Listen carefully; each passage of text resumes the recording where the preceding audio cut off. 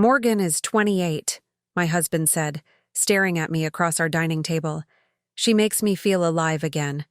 Her father's offered me a partnership in his investment firm if I leave you. He leaned forward, eyes cold. It's time to end this, Lorna. What Sean didn't know was that for the past decade, I had been the majority shareholder of Westbrook Technologies, the very company where he was chief operating officer. The company he believed he was building toward becoming CEO one day. The company where his mistress, Morgan, had conveniently been hired 6 months ago. Before we jump back in, tell us where you're tuning in from, and if this story touches you, make sure you're subscribed, because tomorrow I've saved something extra special for you. I sat there, my cup of Earl Grey growing cold between my palms, studying the man I'd spent 15 years building a life with. Once upon a time, his smile had been my compass, his laugh my favorite melody. Now, at 43, Sean Westbrook looked at me like I was an inconvenient detail he needed to erase. A partnership? I repeated, keeping my voice calm despite the storm brewing inside me. That sounds like a significant opportunity. Sean had always been ambitious. When we met at Berkeley, he was the brilliant engineering student with big dreams and bigger plans. I was the quiet business major who fell for his charisma and vision.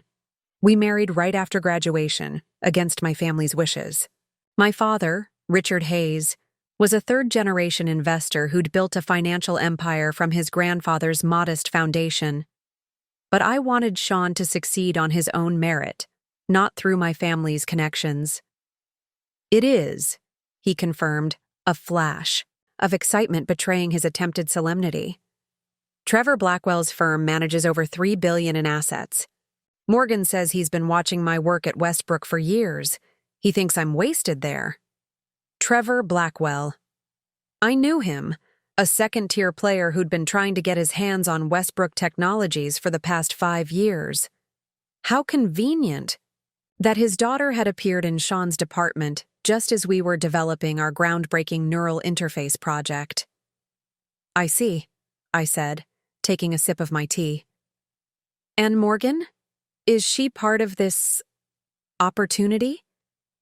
Sean at least had the decency to look uncomfortable. She understands me, Lorna. We've grown apart over the years. You're always so focused on your foundation work, your travels. When was the last time you actually asked about my projects? About what matters to me? The irony almost made me laugh. If only he knew that every project proposal he'd submitted over the past decade had crossed my desk first. That every major decision he believed the Westbrook board had made had my fingerprints all over it. I had championed his career from the shadows, ensuring his talent had the platform it deserved. 15 years, Sean, I said quietly. 15 years we've built together, and you're throwing it away for a partnership and a woman young enough to be your daughter. His jaw tightened. Don't be dramatic. Morgan is hardly a child. She has 2 master's degrees, and her insights on the Nexus project have been invaluable. The Nexus project, our most confidential initiative, the one that would revolutionize human-computer interface technology, the one that Morgan Blackwell had no clearance to know about, let alone contribute to.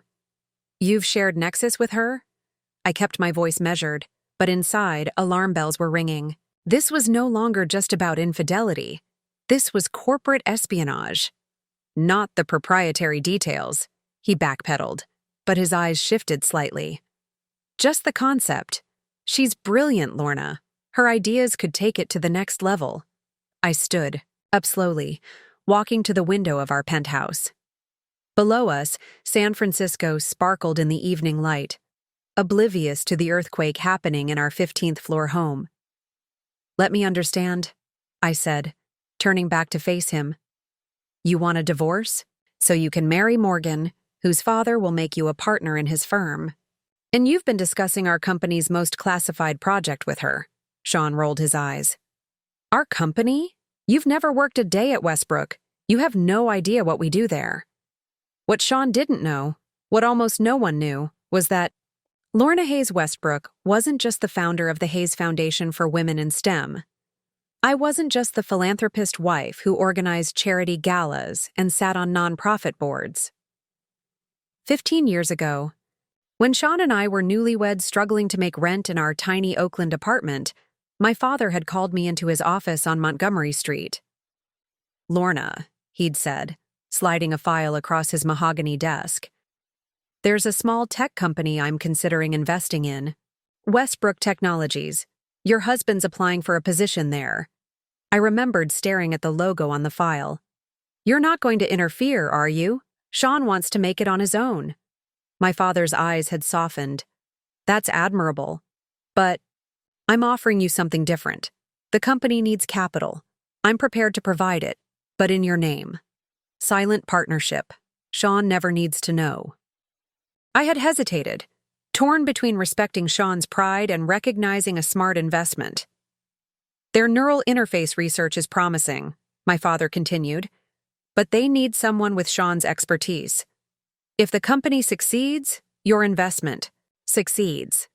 And if it fails, then you lose your investment and Sean loses a job. But you both learn something valuable." I took the file. 51%, I said. "If I'm investing, I want control." My father had smiled then. "You are my daughter after all," and so began my double life. To the world, I was Lorna Westbrook, the supportive wife who ran a foundation for women in technology.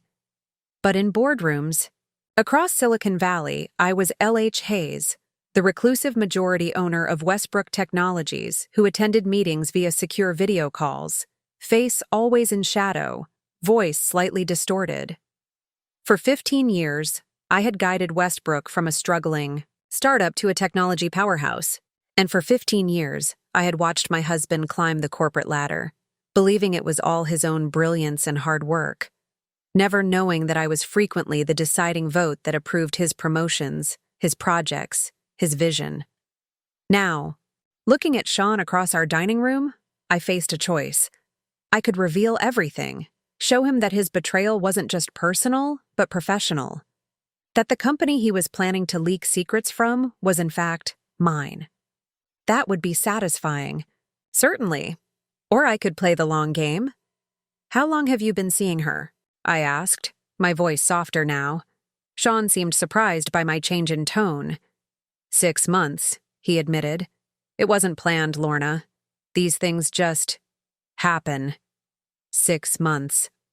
Exactly when Trevor Blackwell had made his most recent attempt to acquire our neural interface technology.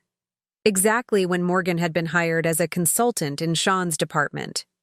"I see," I said, picking up my phone. "And when were you planning to move out?" He seemed relieved by my apparent resignation. "I can be out this weekend. My lawyer will contact yours about the settlement. I'm prepared to be generous, Lorna. The penthouse, your foundation funding, the vacation house in Napa. You won't need to worry about money." How magnanimous of him to offer me what was already mine. I nodded absently, typing a quick message to my assistant, Felicia. "Initiate protocol checkmate. Full board meeting tomorrow, 9 a.m., attendance mandatory." "No need to rush," I told Sean, setting down my phone. "Take your time packing. I have some foundation business to attend to this weekend anyway." He looked at me with a mixture of relief and confusion, clearly having expected more resistance, more drama. "You're taking this well?" he said cautiously. I smiled, thinking of the board meeting tomorrow where L.H. Hayes would finally show her face. Thinking of Sean's expression when he realized just who he had betrayed. Thinking of Trevor Blackwell's scheme crumbling before it began. "Let's just say I've learned to take the long view, Sean," I replied, my voice steady. "Sometimes, the best response to a setback is simply to reveal your true position." Berkeley, 2010. That's where it all began. I was sitting in the university library, buried in financial projections for my business ethics final, when someone dropped into the chair across from me. Preparing and narrating this story took us a lot of time, So if you are enjoying it, subscribe to our channel. It means a lot to us. Now back to the story. You're in Professor Mitchell's corporate finance class, right? I looked up, annoyed at the interruption, and found myself staring into the most earnest blue eyes I'd ever seen. Sean Westbrook, the engineering wunderkind everyone was talking about. The guy who'd built a rudimentary brain-computer interface in his dorm room and demonstrated it at the technology showcase. Yes, I replied cautiously. Why? I'm developing something that needs a business plan. My engineering professors love the tech, but they say I need to prove commercial viability. He pushed a hand through his already disheveled dark hair. I heard you're the best in the business school. I should have been flattered, but I was suspicious. Growing up as Richard Hayes's daughter had taught me caution. People always wanted something from the Hayes family. And who told you that? I asked Professor Mitchell. She said you're the only student who's ever challenged her venture capital model. His smile was disarming. Look, I can't pay you, but I can offer coffee, lots of coffee, and my eternal gratitude. I remember thinking how refreshing his directness was. No pretense, no subtle maneuvering to get close to the Hayes fortune. He didn't even seem to know who I was. What's the project? I asked. His eyes lit up. Neural interface technology. Imagine controlling computers with your thoughts, helping paralyzed people move again, revolutionizing how humans interact with machines. His passion was infectious. 3 coffee meetings later, I was helping him develop a business plan. 2 months after that, we were dating. By graduation, we were engaged against my father's explicit wishes. He's using you to get to our connections, my father warned. He doesn't even know about the family business, I countered. I'm just Lorna Hayes to him, not the Hayes Investments heiress. My father's skepticism only hardened my resolve. I would prove that Sean loved me for me, not for my family name or fortune. We married in a small ceremony with just a few friends present. None of my family attended. For the first 2 years, we struggled like most young couples. Sean took a modest position at a small tech startup called Westbrook Technologies. No relation. The coincidence of the name always amused us. I started working at a nonprofit focused on getting girls interested in STEM fields, carefully building my own identity separate from my family's wealth and influence. We lived in a 1-bedroom apartment in Oakland, took the BART to work, and counted pennies at the end of each month. Those were simple days, but I remember them as some of our happiest. Sean would come home buzzing with ideas, sketching circuits on napkins, explaining complex neural pathways to me while we cooked dinner in our tiny kitchen. Then came my father's proposal and my decision to become the majority shareholder of Westbrook Technologies. As the company grew, so did Sean's responsibilities and salary. We moved from Oakland to a loft in Soma, then to the penthouse in Pacific Heights. I expanded my nonprofit work into the Hayes Foundation for Women in STEM, using my increasing consulting income, actually dividends from Westbrook, to fund scholarships and mentoring programs. All the while, Sean believed our improving lifestyle came from his success at Westbrook. In a way, it did. His brilliance and hard work had helped turn my investment into a fortune.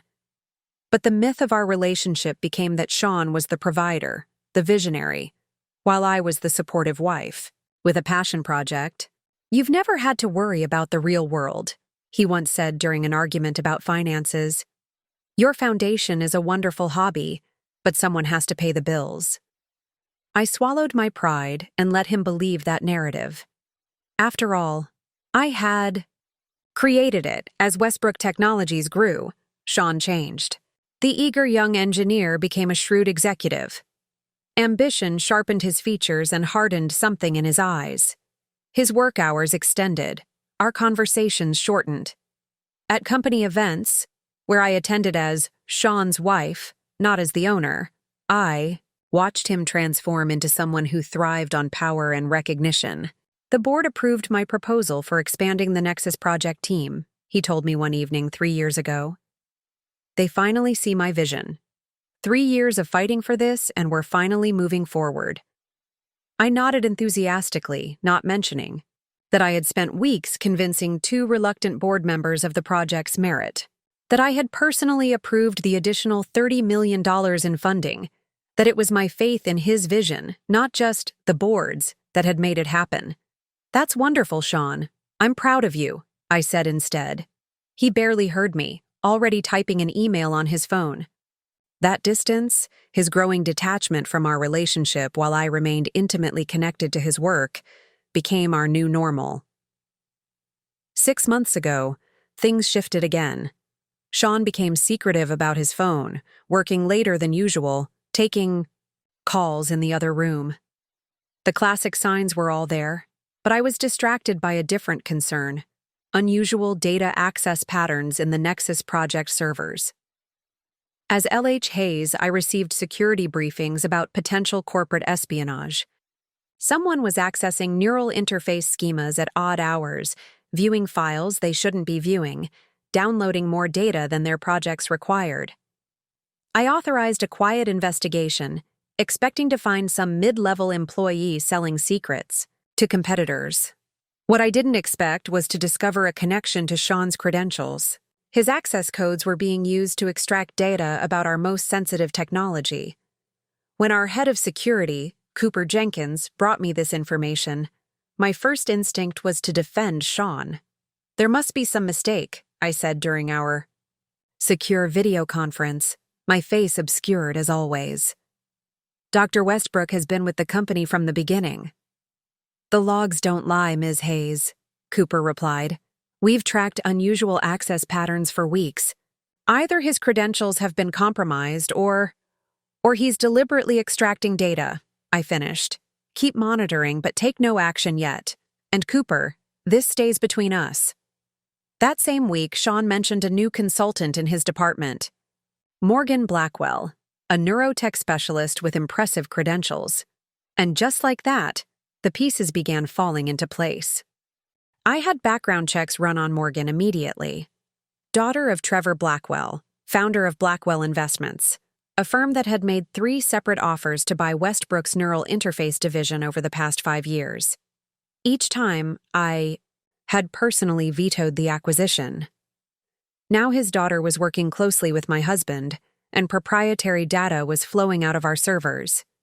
It didn't take a neural interface to connect those dots. But even then, I didn't want to believe Sean was involved knowingly. Perhaps Morgan was using him, manipulating him to get access. Perhaps this was professional, not personal. Until the night I came home early from a foundation event and found Sean's car still in the garage when he was supposed to be at a late meeting. Until I heard his laughter from our home office, followed by a woman's voice. "They have no idea how valuable this could be," Morgan was saying. "Daddy thinks we could leverage this into $1 billion valuation easily." I didn't confront them then. Instead, I silently backed away, drove around the city for hours, and began formulating a plan. LH. Hayes might operate in the shadows, but she would not be betrayed, personally or professionally. The morning after. Sean announced his intention to divorce me. I woke up early. He had spent the night in the guest room, his new normal for the past few months. I made coffee and settled at the kitchen island with my tablet, reviewing the board meeting agenda I'd prepared with Felicia late into the night. I heard the front door open and close quietly. Curious, I walked to the window and watched Sean hurry to his car, 7:15 a.m., an hour before he usually left for work.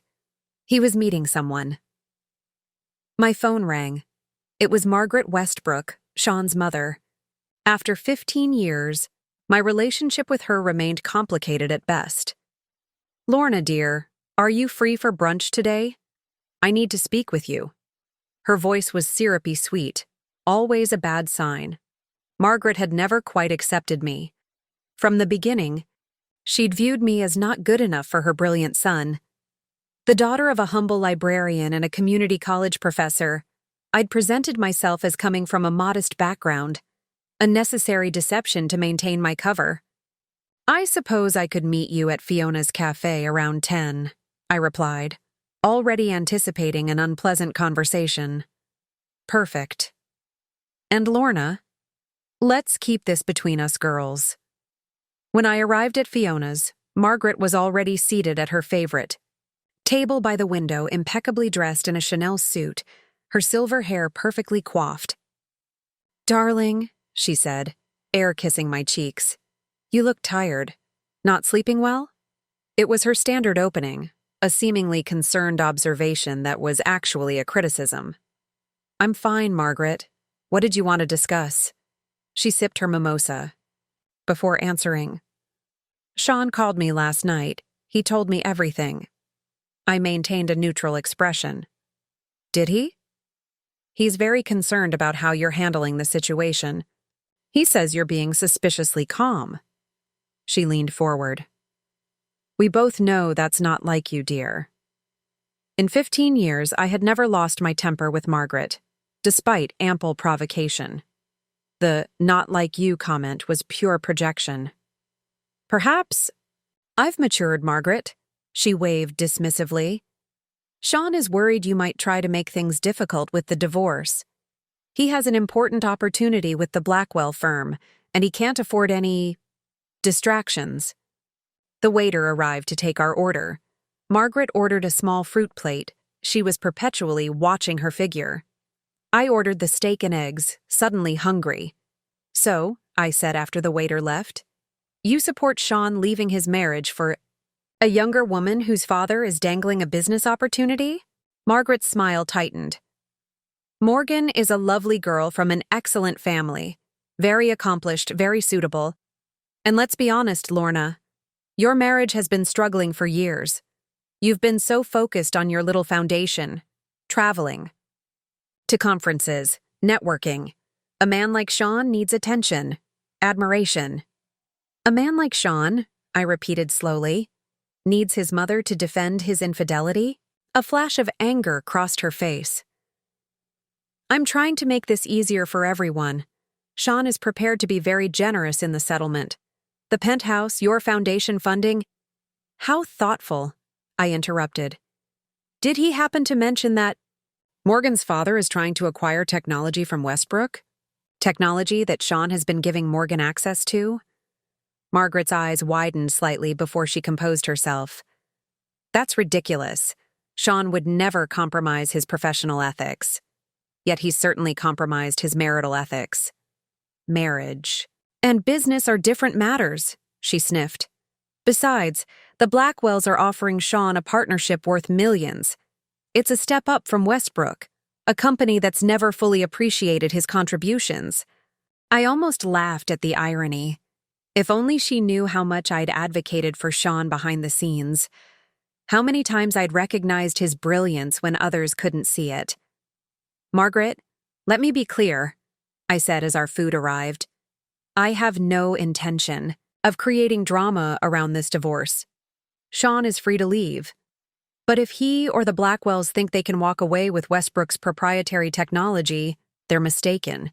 She studied me with narrowed eyes. You sound very confident for someone whose entire lifestyle is about to change. I cut into my steak, perfectly rare. Perhaps I have resources you're unaware of. After brunch, I decided to make a rare appearance at Westbrook Technologies. As the founder of the Hayes Foundation, I occasionally visited the company to discuss their Women in STEM initiatives, my only official connection to the business. The receptionist greeted me warmly. Mrs. Westbrook, it's been a while. Doctor. Westbrook is in a meeting, but I can let him know you're here. No need, I smiled. I'm actually here to see Felicia Chen in HR about our mentorship program. Felicia was one of the few people who knew my true identity. Officially the head of human resources, she was also my most trusted ally at Westbrook. As I waited for the elevator, I noticed Morgan Blackwell walking through the lobby, her confident stride and designer outfit making her stand out among the engineers and programmers. She was striking, tall with amber eyes and dark hair cut in a sharp bob. I could see why Sean had been attracted to her. Our eyes met briefly, and I saw confusion flicker across her face, trying to place me. Before she could approach, the elevator arrived. Perfect timing. Felicia was waiting in her office, tablet in hand. "Everything's prepared for tomorrow," she said once the door closed behind me. "The board members have all confirmed. Cooper has the security footage ready, and legal has prepared the cease and desist for Blackwell Investments."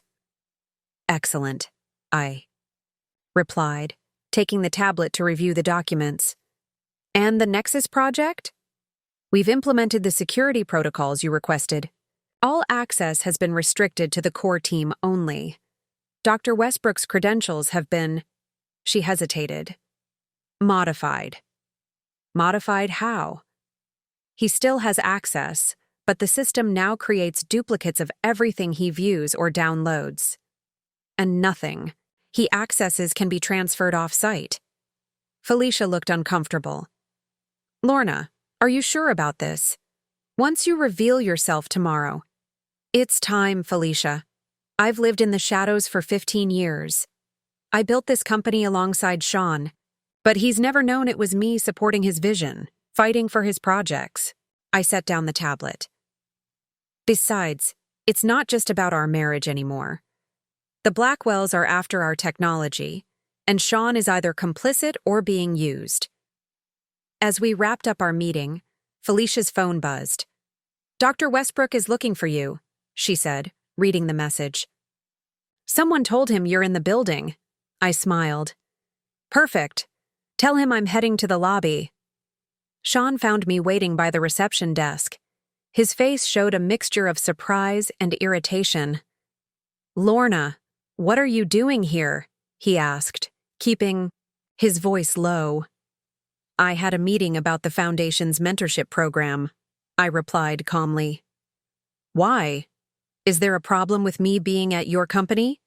His jaw tightened at my emphasis on your. "No, of course not. We have some important visitors today. I wish you'd called first." "Important visitors like Trevor Blackwell?" I asked innocently. Sean's eyes widened slightly. "How did you know that?" "Lucky guess. Is Morgan giving Daddy a tour of the facilities she's been learning so much about?" "This isn't the place," Sean hissed, glancing around at nearby employees. "No, it isn't," I agreed. "Just like our home wasn't the place for you to entertain her last month.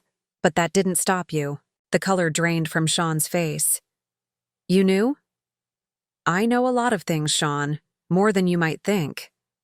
Before he could respond, the main doors opened and Trevor Blackwell himself walked in, flanked by Morgan and two men who were clearly security, rather than executives. "Sean, there you are," Trevor called out, his voice booming across the lobby. He was a large man with a commanding presence, expensive suit stretched across broad shoulders. "We were just discussing the demonstration for tomorrow. Who's this?" Sean seemed caught between worlds, visibly uncomfortable. "Trevor, this is Lorna, my wife," I finished, extending my hand with a warm smile.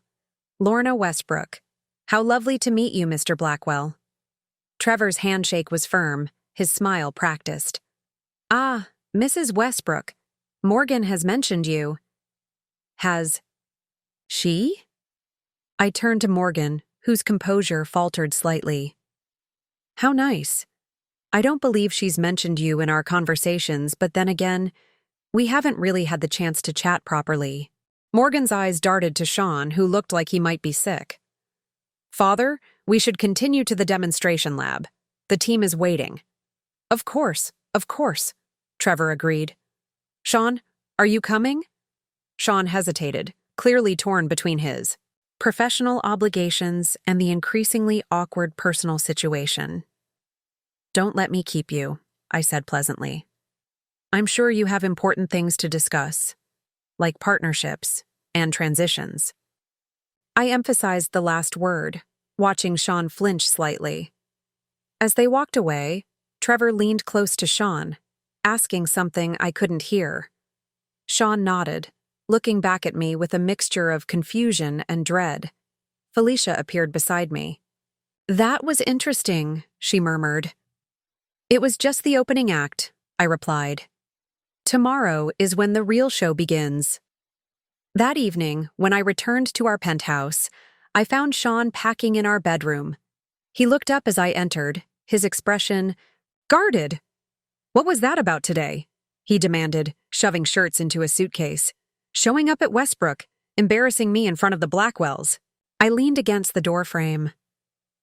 Embarrassing you? By introducing myself as your wife?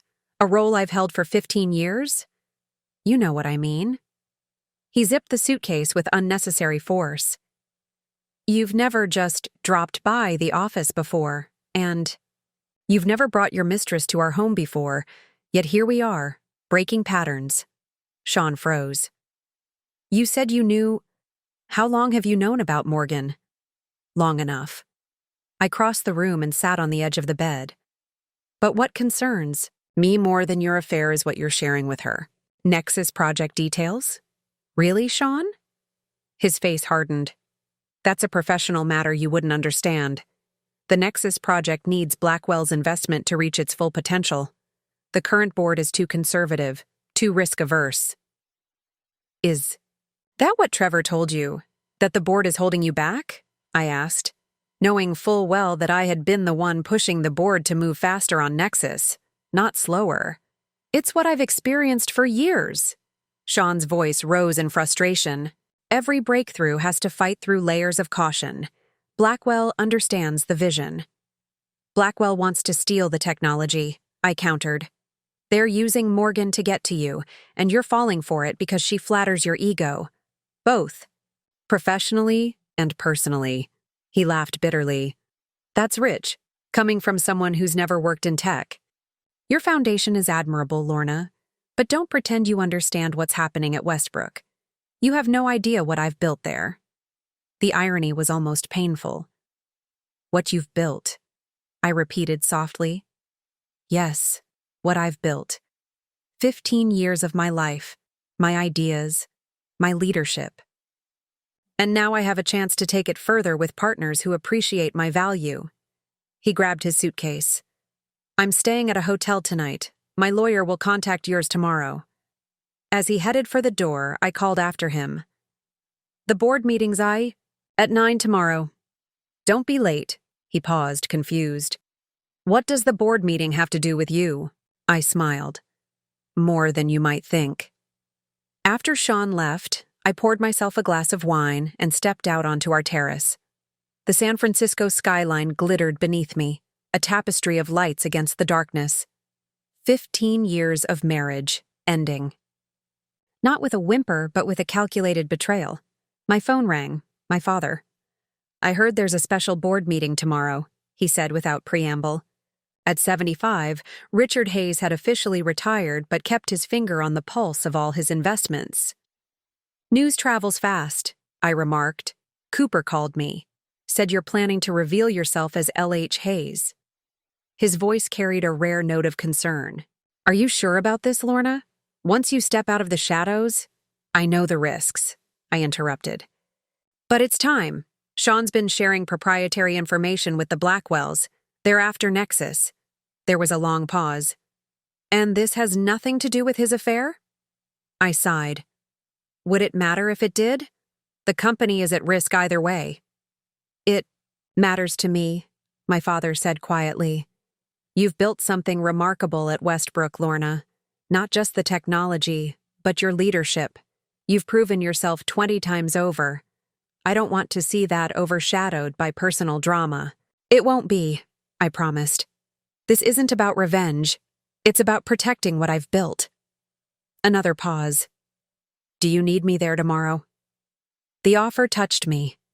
For 15 years, my father had respected my desire to operate independently, to prove myself without his shadow looming over me. No, I said finally. This is something I need to do myself, but thank you for offering. After we hung up, I called Felicia to confirm the final details for tomorrow. Then Cooper, to review security measures. We've identified 3 servers that were accessed using Dr. Westbrook's credentials during off hours, Cooper reported.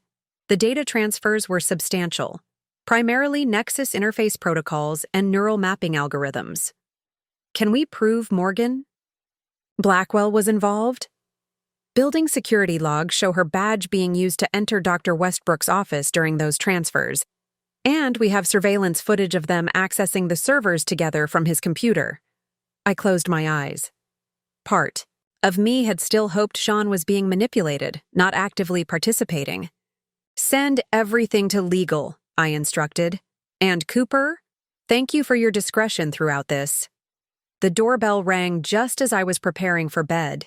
Checking the security camera, I was surprised to see Chuck Peterson, Westbrook's chief financial officer and one of the few board members who consistently supported Sean's more ambitious proposals. Chuck, I said, opening the door. It's almost midnight. Is everything all right? Chuck looked uncomfortable, shifting his weight from foot to foot. In his mid-50s with salt and pepper hair and perpetually worried eyes, he had always struck me as someone more comfortable with spreadsheets than confrontation. I'm sorry to disturb you, Lorna. I need to talk to you about something urgent. He glanced down the hallway nervously. May I come in? I stepped aside, curious. In 15 years, Chuck had never visited our home outside of company functions. Sean called me. He began once we were seated in the living room. He's concerned about you. Said you might try to interfere with the Blackwell partnership. So that's why he was here. Did Sean mention that this partnership involves him divorcing me for Trevor Blackwell's daughter? Or that they've been accessing confidential Nexus data after hours? Chuck winced. Look, I'm not here to get involved in your personal matters, but professionally speaking, the Blackwell investment could be transformative for Westbrook. The board meeting tomorrow is crucial. And Sean sent you to… What? Convince me to stay away? I asked, genuinely curious about his role in this. Chuck fidgeted with his wedding ring. Not exactly. He's worried you might contact L.H. Hayes before the meeting. Try to block the partnership. I raised an eyebrow.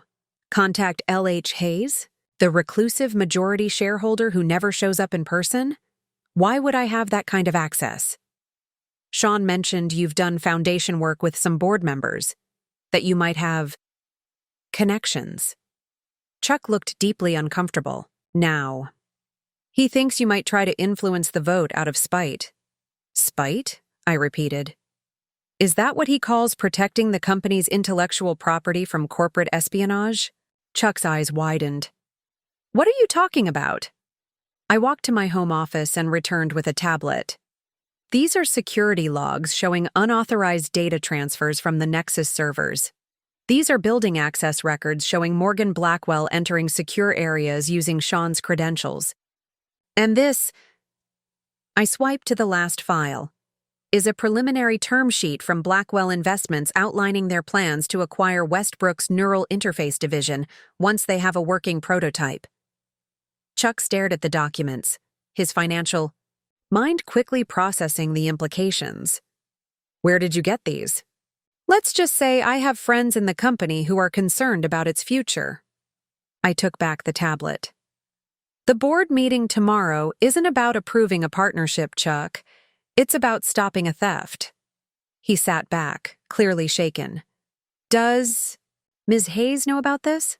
I smiled slightly. Oh, she's fully aware. In fact, she'll be attending the meeting personally. Chuck's head snapped up. What? But she never… Times change, I interrupted. Some circumstances require a more direct approach. As I showed Chuck to the door, he paused. Lorna, for what it's worth, I'm sorry about you and Sean. Whatever's happening with the company, 15 years of marriage deserves better. His unexpected kindness caught me off guard. Thank you, Chuck. I appreciate that. After he left, I returned to the terrace, gazing out at the city. Tomorrow, everything would change. My carefully constructed dual identity would collapse. The power dynamics at Westbrook, and in my personal life, would shift irrevocably. I felt a strange calm settle over me. For 15 years, I had operated in the shadows, building a company while pretending to be just a supportive wife. Tomorrow, I would step into the light and reclaim both my company and my identity. Sean had no idea what was coming. Neither did Morgan or Trevor Blackwell. They thought they were orchestrating a simple corporate takeover and marital trade-up. Instead, they were about to meet the real L.H. Hayes. I woke at 5 a.m. after barely sleeping. Today wasn't just about confronting Sean or stopping the Blackwells. Today I would step out from behind the curtain I'd maintained for 15 years, revealing myself as the architect of Westbrook's success. My phone chimed with a text from Felicia. Security protocols in place. Boardroom secured. Files ready. Blackwells arrived at Palmer Hotel last night, so Trevor Blackwell had stayed in town for the board meeting. Perfect. I wanted him present for what was about to unfold. I took extra care with my appearance, choosing a steel gray suit that I'd worn to several Hayes investment board meetings where I had spoken with my own voice, using my own name, my battle armor. As I fastened my mother's pearls around my neck, a graduation gift from before she passed, I studied my reflection. At 43, I had earned every line on my face, every strand of silver beginning to thread through my chestnut hair. I no longer resembled the naive young woman who had fallen for Sean Westbrook's charm and vision. Today, I would show everyone, who I had become. My father called as I was leaving the penthouse. "It's not too late to change your mind," he said, concern evident in his voice. "I've been changing my mind for 15 years, I replied. Always holding back, always concealing my true self and my true role. I'm done with that. And after today? Have you thought about what comes next?" I paused at the door, considering. Honestly, no, one battle at a time. I arrived at Westbrook headquarters at 7:30 a.m., nearly 90 minutes before the scheduled meeting. The building was quiet, with only early arriving engineers and the cleaning staff present. Cooper met me in the lobby, keycard ready. "Everything's prepared, Ms. Hayes," he said, using my professional name for perhaps the last time it would be a secret. "The special security team is in place, and we've restricted access to the executive floor. And our guests? Mr. Blackwell's team has requested building access for a pre-meeting tour. I've arranged for them to be escorted directly to the boardroom." We rode the elevator to the executive floor in silence. When the doors opened, Felicia was waiting with a tablet and a small case. "The board members have all confirmed attendance," she reported as we walked toward the boardroom. "Dr. Westbrook hasn't arrived yet, but he's confirmed as well." Inside the boardroom, everything was meticulously arranged. At the head of the table, where L.H. Hayes would typically join via secure video call, a chair waited. My chair. Screens. Around the room were ready to display the evidence we had gathered. Felicia handed me the case. Inside was a small device, a neural interface prototype, the most advanced version of the technology the Blackwells were trying to acquire. "Is it ready?" I asked, lifting it carefully. "Fully functional," she confirmed. "The team worked through the night. It's not pretty, but it works." I smiled. "It doesn't need to be pretty. It just needs to prove a point." Cooper checked his watch. "Board members will start arriving in 20 minutes. Where do you want to be when they come in?" I considered for a moment. "I'll wait in the CEO's office. Bring them all in, get them settled. When everyone's present, including the Blackwells, send me a text. I want to make an entrance they won't forget." At precisely 9 a.m., my phone buzzed with Felicia's message. "All present. Blackwell's seated next to Sean. Ready when you are." I took a deep breath and stepped out of the CEO's office, walking the short distance to the boardroom. Through the glass walls, I could see them all. The 12 board members, Sean at his usual place near the head of the table, and the Blackwells, father and daughter, looking confident and slightly smug. The room fell silent as I entered. Sean's face registered confusion, then alarm. Lorna? What are you doing here? He half rose from his seat. This is a closed board meeting. I'm well aware of what this meeting is, Sean, I replied calmly, walking to the head of the table. The chair, reserved for L.H. Hayes. Charles Bennett, the board chairman, cleared his throat awkwardly. Mrs. Westbrook, I'm afraid your husband is correct. This meeting is for board members only, and we're expecting a call from Ms. Hayes momentarily. No call today, Charles, I said, setting down my portfolio. I thought it was time we met in person. A murmur ran through the room. Sean's confusion deepened. What are you talking about? You can't just interrupt a board meeting. Security won't be removing me, I finished for him. Isn't that right, Cooper? Cooper, standing by the door, nodded. That's correct, Ms. Hayes. The room went completely still.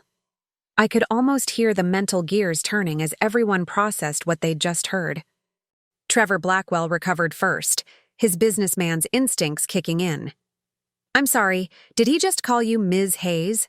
As in L.H. Hayes? I smiled, looking directly at Sean as I answered. That's correct, Mr. Blackwell.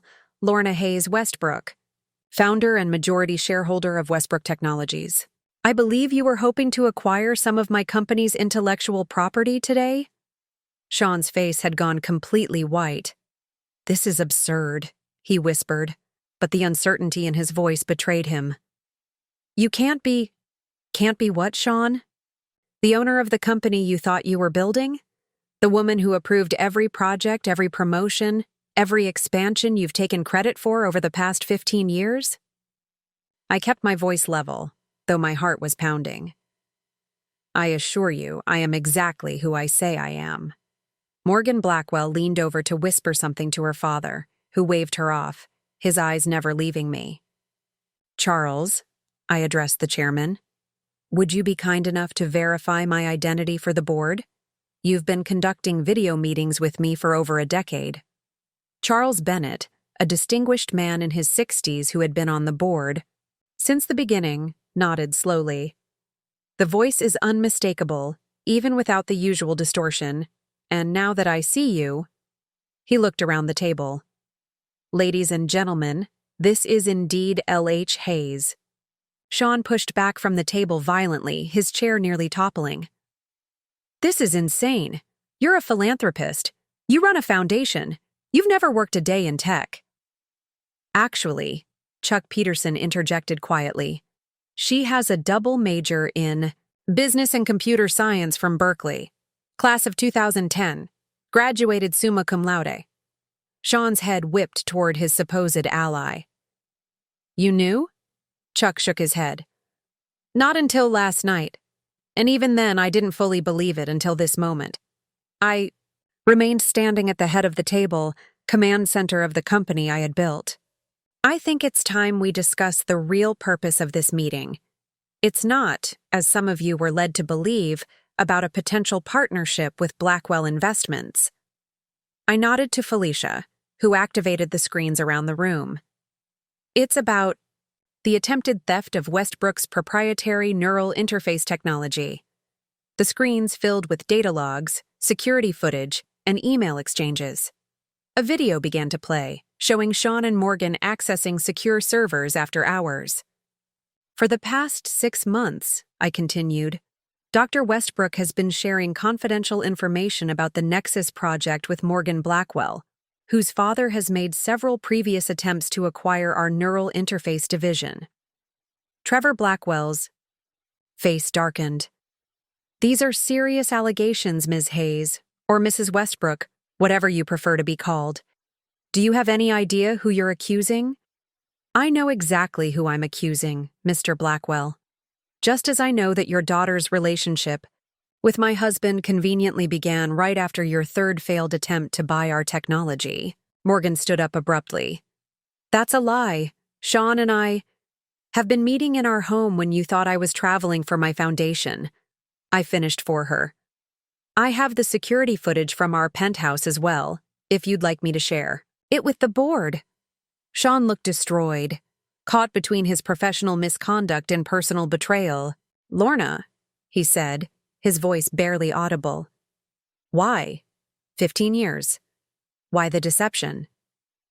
I finally took my seat at the head of the table, the position that had always been mine.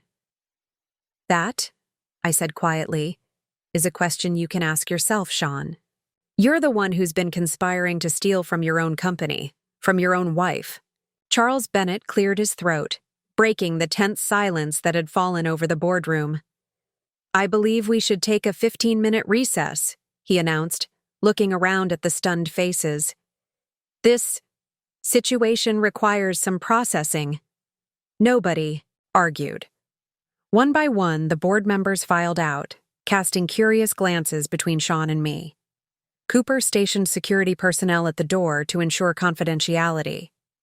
The Blackwells huddled in the corner, Trevor speaking urgently into his phone while Morgan stared daggers at me. Sean remained frozen in his chair, staring at the evidence displayed on the screens. The footage of him and Morgan entering the secure server room, the data logs showing file transfers, the emails discussing how to extract maximum value from the Nexus project once acquisition is complete. When everyone else had stepped out, leaving just the two of us in the boardroom, he finally looked up. 15 years, he repeated. Our entire marriage was a lie. I shook my head. Not the marriage, Sean. Just my professional identity. Just? He laughed bitterly. You've been secretly controlling my career, making decisions about my work, all while pretending to be just my supportive wife. What would you call that if not a lie? I gazed out the window at the San Francisco skyline, the same view we'd enjoyed from our first tiny apartment, though from a much higher vantage point now. I'd call it believing in you, I said quietly. My mind drifted back to our early days at Berkeley. The spring picnic on Memorial Glade where Sean had first sketched his vision for neural interface technology on a paper napkin, his eyes bright with excitement. Imagine it, Lorna, he'd said, drawing intricate diagrams while I sipped wine and watched his hands move. Direct communication between the human brain and computers, not just for gaming or convenience, but for medical applications, helping paralyzed patients regain mobility, restoring sight to the blind. It could change everything.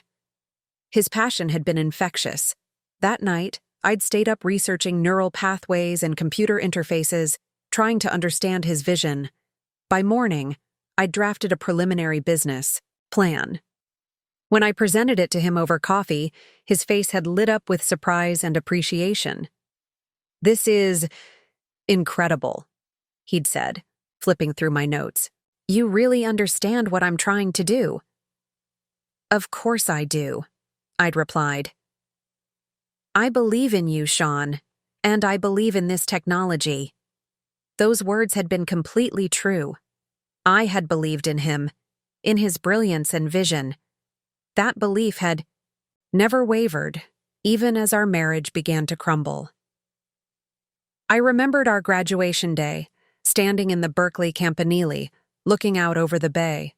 Sean had pulled out a small velvet box containing a modest diamond ring, all he could afford, on his student budget.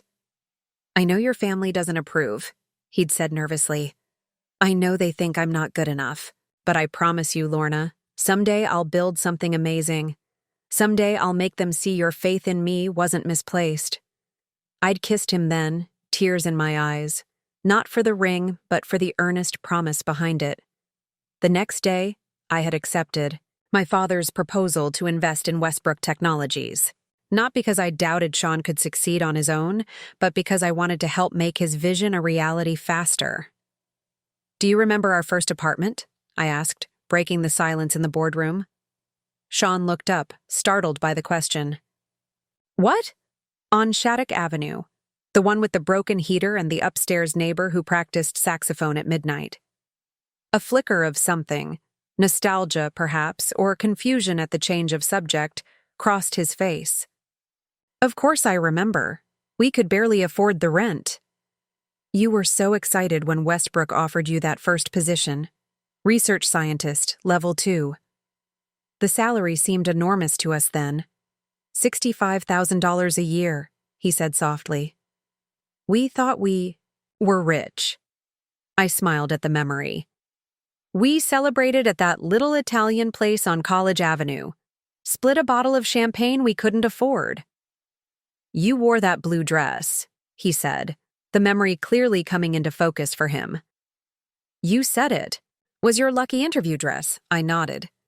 And 3 months later, you came home waving a printout of your first successful neural interface test.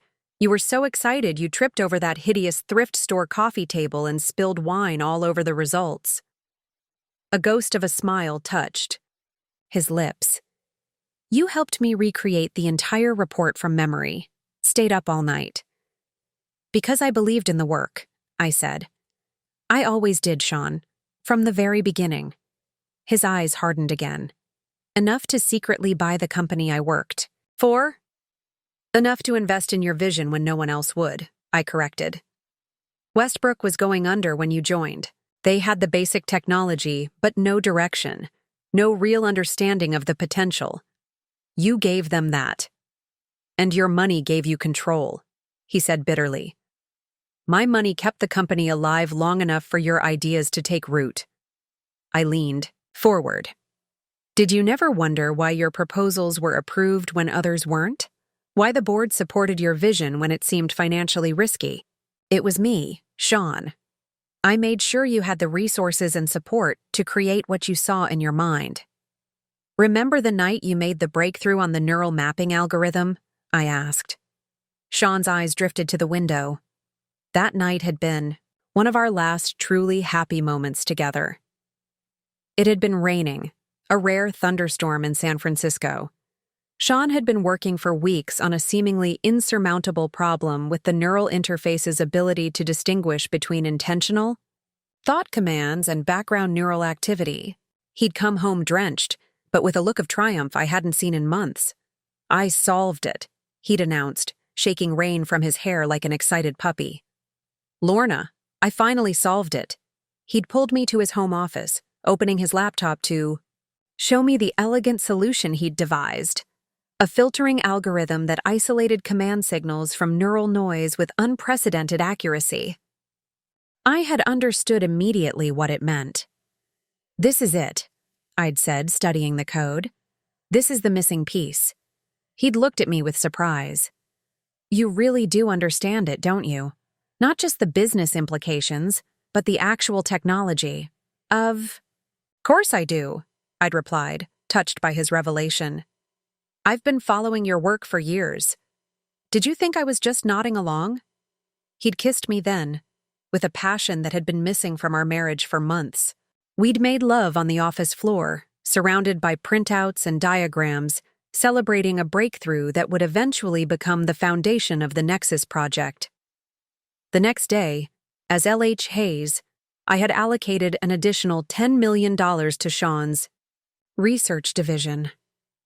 That was the last time, I said softly, returning to the present. The last time you shared your work with me, your excitement. After that, you started staying later at the office. Coming home distracted, keeping your breakthroughs to yourself. Sean stared at his hands. I thought you wouldn't understand, that you were too busy with your foundation. I understood everything, I replied. Every line of code, every research, paper, every quarterly report. I was there for all of it, Sean, just not in the way you thought. The boardroom door opened as Charles Bennett led the directors back in. The 15-minute recess had stretched to 20, likely filled with shocked conversations in the hallway about the company's true ownership. The Blackwells returned as well, though their demeanor had changed dramatically. Trevor's confident swagger was replaced by a wary calculation, while Morgan's hostility had hardened into something colder, more controlled. Before we continue, Charles announced once everyone was seated, I've consulted with our legal counsel.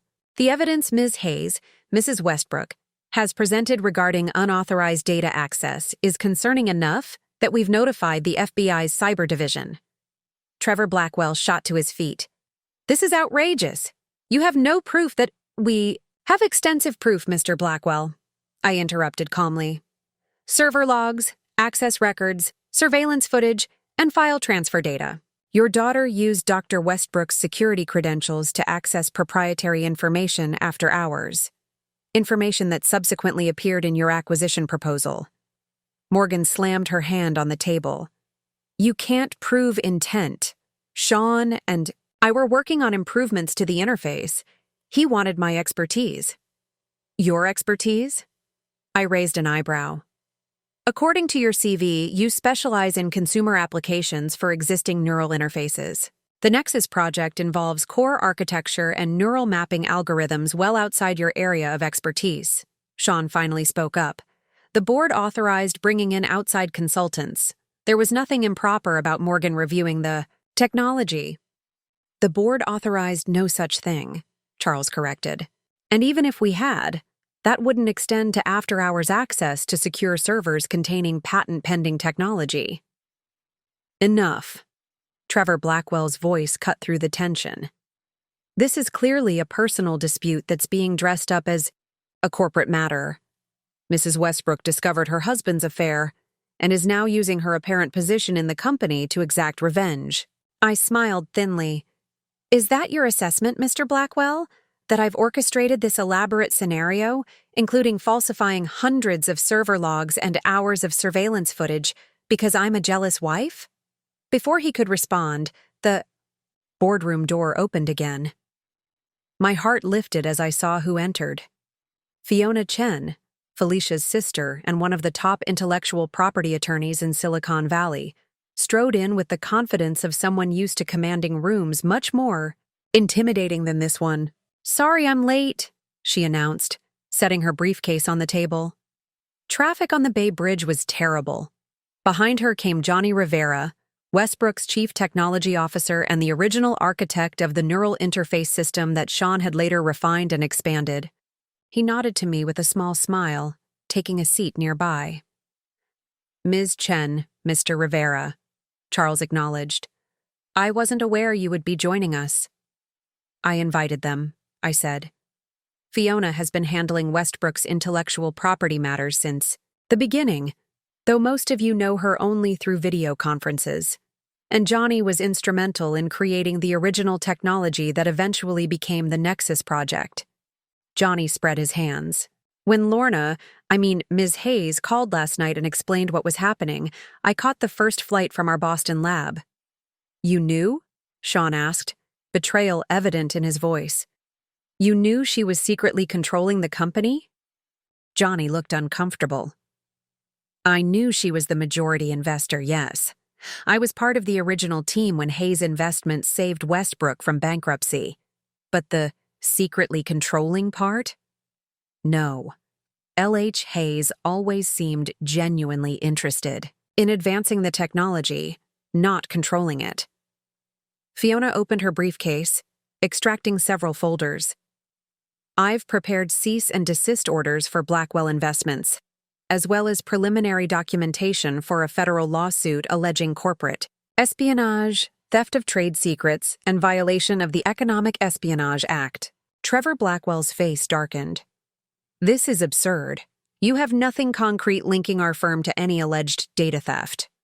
Actually, said a new voice from the doorway, we have quite a bit. Cooper entered with an elegant, silver-haired woman. I recognized as Margaret Kelly, my father's longtime legal counsel and trusted advisor. Behind her was a tall, distinguished man in his 50s, Agent Evans from the FBI's Cyber Division. Director Kelly, Charles Bennett said, standing in surprise. I wasn't aware Hayes Investments would be represented today. Margaret smiled coolly. Richard sends his regards.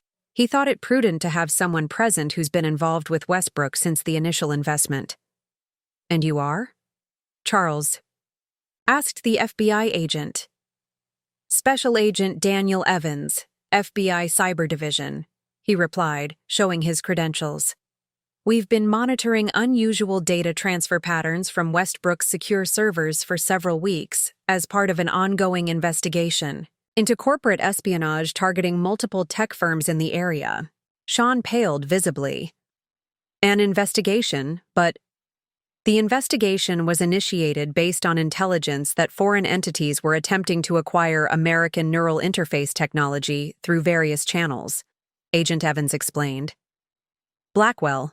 Investments appeared on our radar when they began aggressively pursuing acquisitions in this space, shortly after meetings with representatives from several foreign investment groups. Trevor Blackwell's composure finally cracked. "This is a setup. You can't possibly—" "Mr. Blackwell," Agent Evans interrupted, "I'd advise you to save your statements for a more formal setting. We have a warrant to search Blackwell Investments' servers and secure any data related to Westbrook's proprietary technology." As Trevor and Morgan Blackwell were escorted from the boardroom by FBI agents for preliminary questioning, a strange calm settled over the space. Sean sat motionless, staring at the gathering of people who had apparently known more about his professional life than he had. "How many people knew?" he asked quietly. "How many people were in on this secret?" "Not as many as you might think," I replied. Felicia knew from the beginning. She was my roommate at Berkeley before becoming Westbrook's HR director. Johnny knew I was an investor, but not the extent of my involvement. Fiona handled the legal structure that allowed me to remain anonymous. "And my father has known Margaret since childhood," I continued, nodding toward the Hayes Investments director. "She helped create the investment vehicle that allowed me to maintain control while keeping my identity private." "But why?" Sean asked, his voice hollow. "Why go to such lengths to hide who you really were?" Margaret stepped forward. "If I may, Lorna?" When I nodded, she addressed Sean directly. "When Richard Hayes' daughter announced she wanted to marry a brilliant but unproven engineer who had explicitly stated he wanted to succeed without family connections or advantages, we faced a dilemma. Richard could have forbidden the marriage," she continued. "He could have insisted Lorna sign a prenuptial agreement that would have revealed her true financial status. Or he could respect her wish to support your ambition while allowing you the independence you clearly valued." Sean shook, his head in disbelief. "So this elaborate deception was for my benefit? To protect my pride?" "Partially," I admitted, "but also because I wanted to prove something to myself, that I could build something significant without relying on the Hayes name, that I could be judged on my business decisions rather than my family connections." "And you've done that in spades," Margaret said with quiet pride. "Richard has said many times that your leadership of Westbrook has exceeded even his expectations. The company's valuation has increased 40-fold under your guidance." Johnny nodded. "When I was considering leaving to start my own company 3 years ago, it was L.H. Hayes who convinced me to stay, not with money, but with a clear vision for where neural interface technology could go. I didn't know that was you, Lorna, but I trusted your judgment. We all did." Charles Bennett cleared his throat. "I think I speak for the entire board when I say we're still processing these revelations. But one thing is clear. Westbrook Technologies has been well led, and its intellectual property has been fiercely protected. For that, we owe you our gratitude, regardless of how unusual the circumstances." I looked around the room at the faces of people who had, knowingly or not, formed my professional support system over the years. Charles with his steady leadership, Johnny with his technical brilliance, Fiona with her legal acumen, Cooper with his unwavering loyalty, Felicia with her friendship and discretion, and even Margaret, representing my father's silent faith in my abilities. For 15 years, I had built this network, this foundation of trust and competence that allowed Westbrook to thrive. And now, as my personal life crumbled, that professional foundation remained solid. My eyes finally returned to Sean, sitting alone at the table, all his plans and deceptions exposed. "The board needs to discuss next steps," I said, rising from my seat. "Sean, I think it would be best if you waited in your office until we've reached some decisions." By mid-afternoon, the news had broken. Someone in the building, perhaps one of the board members or someone from the Blackwell team, had leaked the morning's dramatic events to the press. My phone wouldn't stop buzzing with notifications as headlines flashed across technology news sites. Tech World, stunned. Westbrook Technologies' true owner revealed. Corporate espionage, scandal rocks Silicon Valley. LH, Hayes, unmasked, the woman. Behind the neural tech revolution. Felicia rushed into the temporary office I'd set up in the executive suite, her expression tense. The lobby is swarming with reporters. Security is keeping them contained, but they're calling everyone they can reach at the company. Social media is exploding. I nodded, unsurprised. What's the internal response? Shock, mostly. The engineers are particularly thrown. Many of them have presented directly to LH Hayes on video calls without knowing it was you. She hesitated. There's also some anger, particularly among the executives who reported to Sean. They feel deceived. Understandable, I acknowledged. We need to get ahead of this. Schedule an all-hands meeting for tomorrow morning, and have PR prepare a statement. Factual, not emotional. Focus on the company's achievements and future direction, not the personal elements. Already working on it, Felicia confirmed. But there's something else. Sean is refusing to leave the building. He's locked himself in his office and is demanding to speak with you alone. I sighed, feeling the weight of the day pressing down on me. What did the board decide? Administrative leave, pending a full investigation of his involvement with the Blackwells. They're stopping short of termination given his technical contributions to the company, but they've suspended his access to all Nexus project materials. She handed me a tablet displaying the board's formal resolution. Charles asked me to give you this. They've also officially acknowledged you as CEO, effective immediately. The title felt strange, a position I had effectively held for years, but never claimed publicly. And the Blackwells? The FBI took Trevor and Morgan in for questioning. They were released on their own recognizance, but they've been ordered not to leave the state. Blackwell Investment servers are being imaged as we speak. I nodded, taking it all in. I need 30 minutes to review the board's resolution and prepare the company announcement. Then I'll deal with Sean. Felicia hesitated at the door. Lorna, are you okay? This is a lot, even for you. For the first time since the morning's confrontation, I felt my composure waver. Ask me tomorrow, I said with a weak smile. Right now, I'm just trying to keep the company stable. After she left, I checked my personal phone. 12 missed calls from my father, 5 from Margaret, and 1 text message from Sean. You've destroyed everything we built. Was it worth it? The irony was almost painful. When I finally made my way to Sean's office, Cooper was stationed outside, along with 2 security personnel. He's been making calls for the past hour, Cooper reported. We've monitored them as directed by legal, mostly to his attorney, but also to several Westbrook executives and at least 1 board member. Building alliances already, I noted. Or trying to. Should I come in with you? Cooper asked, concern evident in his voice. I shook my head. This needs to be private, but stay close. Sean's office was a reflection of his professional persona, meticulously organized with awards and patents displayed prominently on the walls. He sat behind his desk, jacket off, tie loosened, looking like a man under siege. Come to gloat? He asked as I closed the door behind me. No, I replied simply. I came because you asked to see me. He laughed bitterly. Asked? I asked like a prisoner asks for a hearing. This is my company too, Lorna. I built this technology. I made Westbrook what it is today.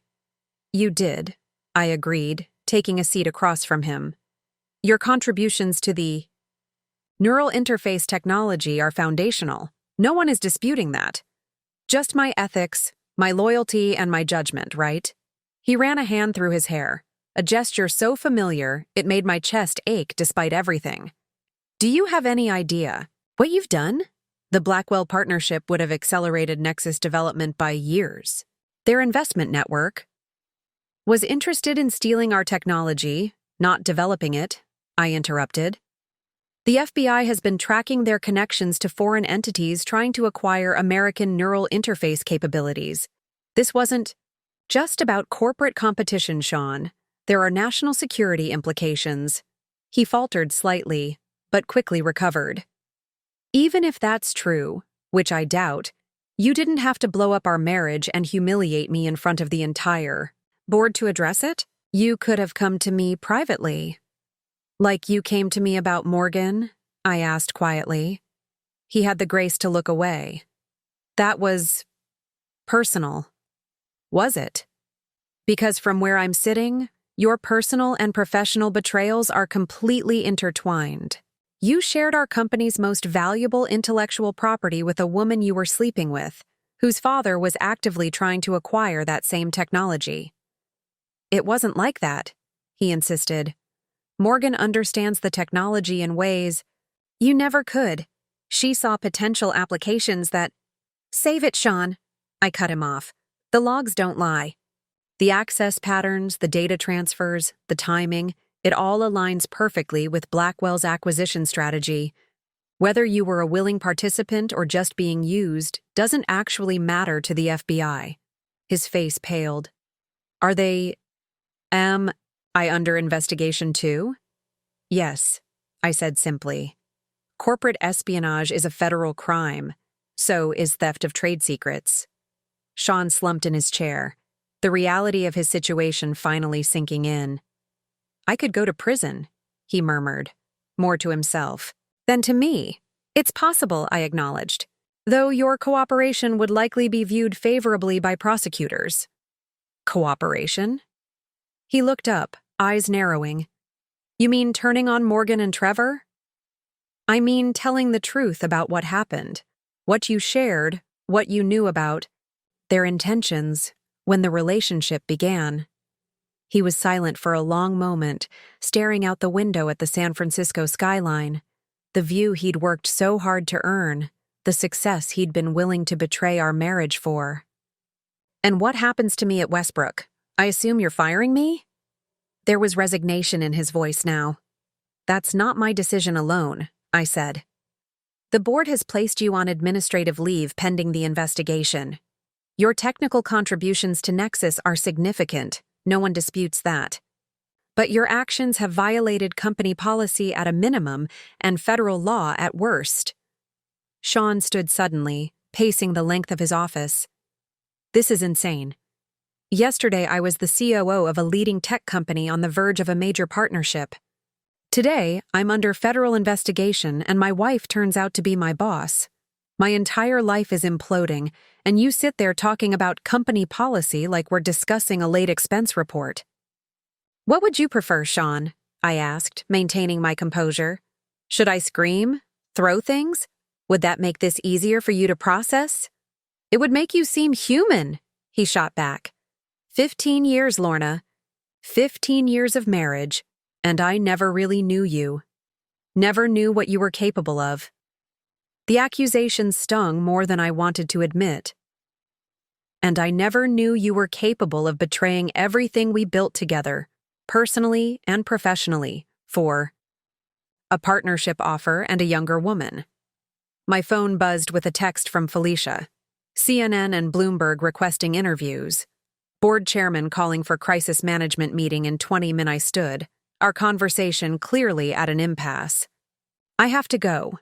Legal will be contacting you about next steps. In the meantime, I suggest you call your attorney. Your actual attorney, not Trevor Blackwell's legal team.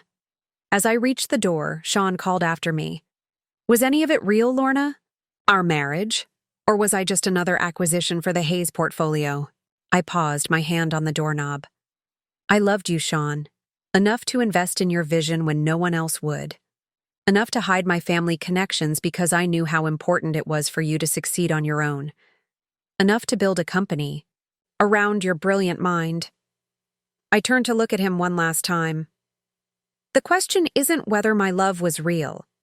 It's whether yours was ever about me at all, or just what I could provide for you. I left him standing there, surrounded by the accolades of a career I had helped build, facing the consequences of betrayals he had never expected to be discovered. By evening, the story had exploded beyond the tech world and into mainstream media. My face was everywhere, pulled from foundation event photos, company parties, and even my Berkeley graduation pictures. 15 years of carefully maintained privacy, shattered in less than 12 hours. The remarkable story of Lorna Hayes. Westbrook, the secret power behind one of Silicon Valley's most innovative companies, a CNN anchor was saying as I watched from my temporary office. Sources close to Westbrook Technologies confirm that Mrs. Westbrook has been operating under the pseudonym L.H. Hayes while serving as the company's majority shareholder and de facto leader. I muted the television as Felicia entered with a stack of printouts. "The first wave of press coverage," she said, dropping them on the desk. "It's intense."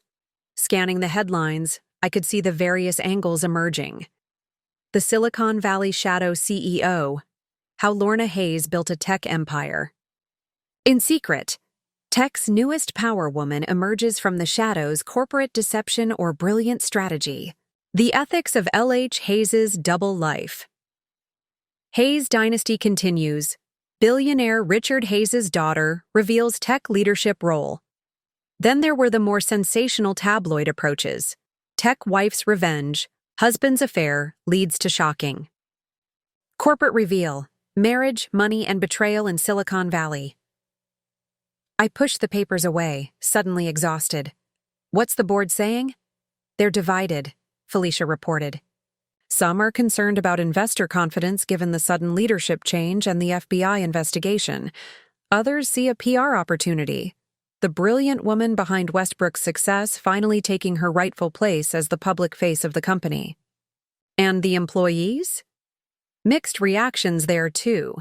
The engineering teams are mostly concerned about project continuity, especially Nexus.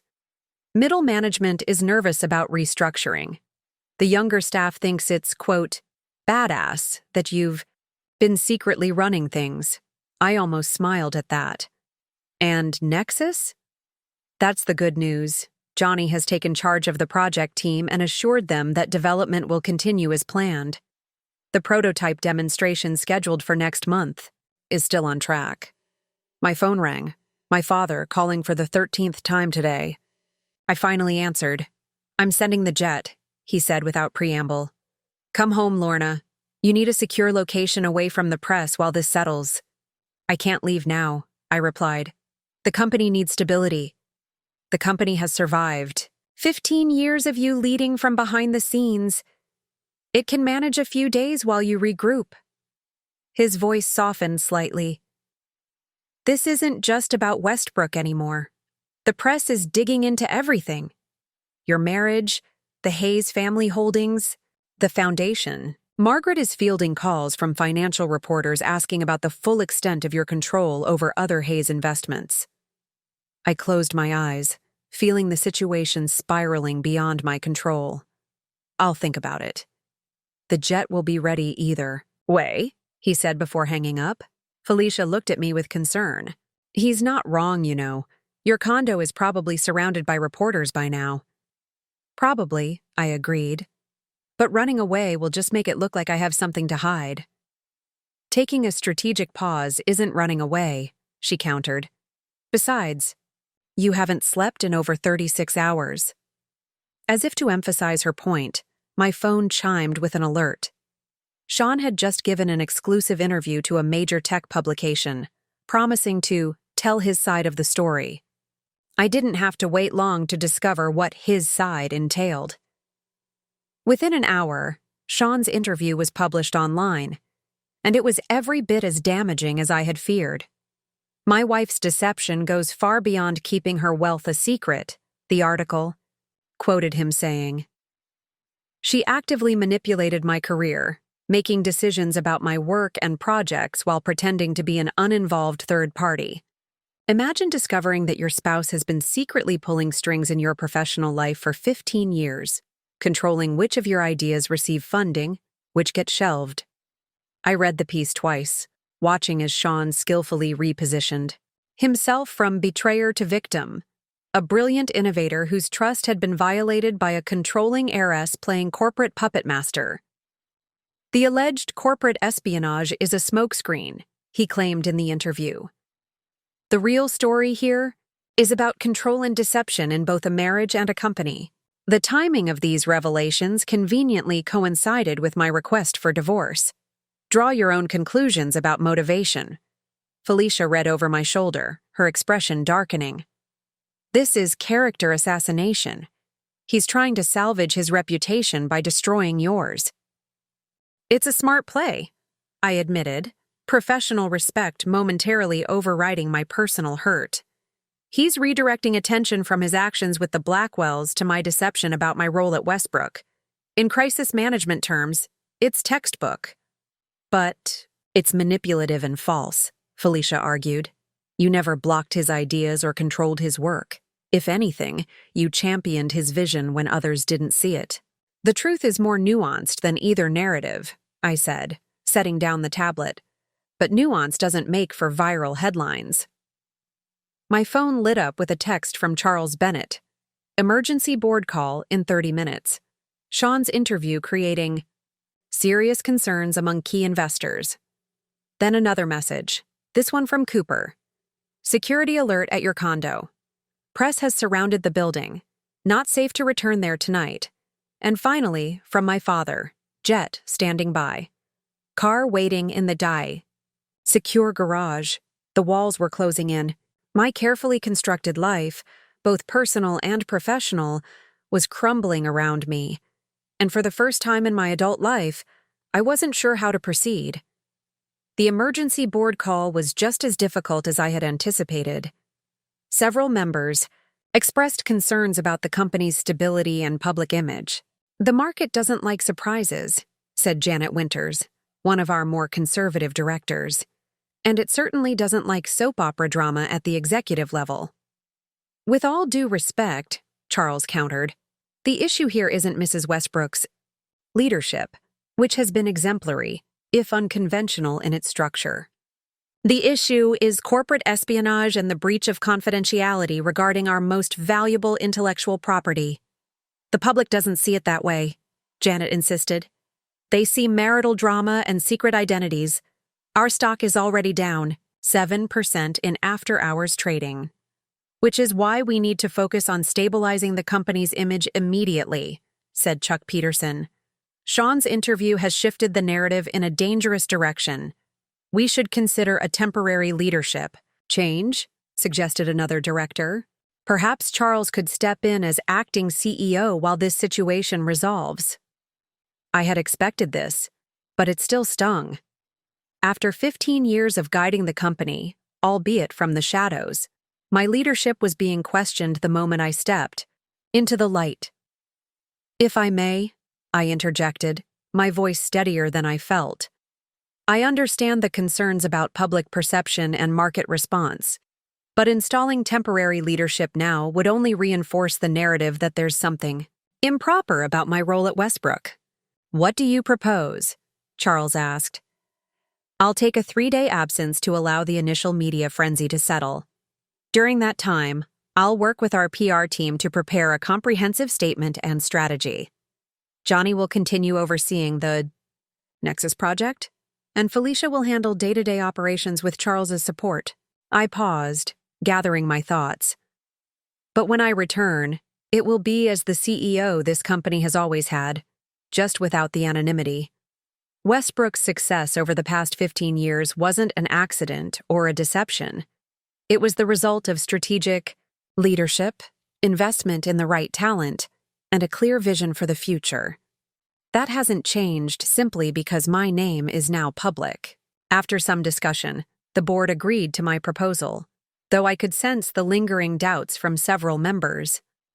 When the call ended, I sat alone in the quiet office, the weight of the day finally crashing down on me.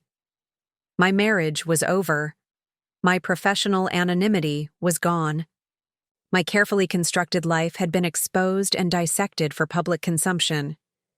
For the first time since this all began, I allowed myself a moment of genuine emotion. A single tear slid down my cheek, followed by another, and then I was sobbing. Great. Heaving cries that seemed to come from the deepest part of me. I had lost so much today. But strangely, as the tears subsided, I felt something I hadn't expected. Relief. The exhaustion of maintaining dual identities, of hiding my accomplishments, of supporting Sean's ego while concealing my own contributions. All of that was finally over. I was just Lorna now. Not Sean's supportive wife. Not L.H. Hayes, the mysterious investor. Just Lorna Hayes Westbrook, standing in the harsh light of public scrutiny. But finally, authentically myself. I texted Felicia.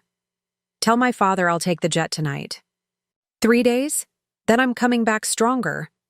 It was time to regroup, to gather my strength for the battles ahead. Because this crisis point wasn't the end of my story. It was just the beginning of a new chapter. My father's estate in Woodside had always been a sanctuary. Nestled in the wooded hills south of San Francisco, the sprawling property offered both security and seclusion, exactly what I needed right now.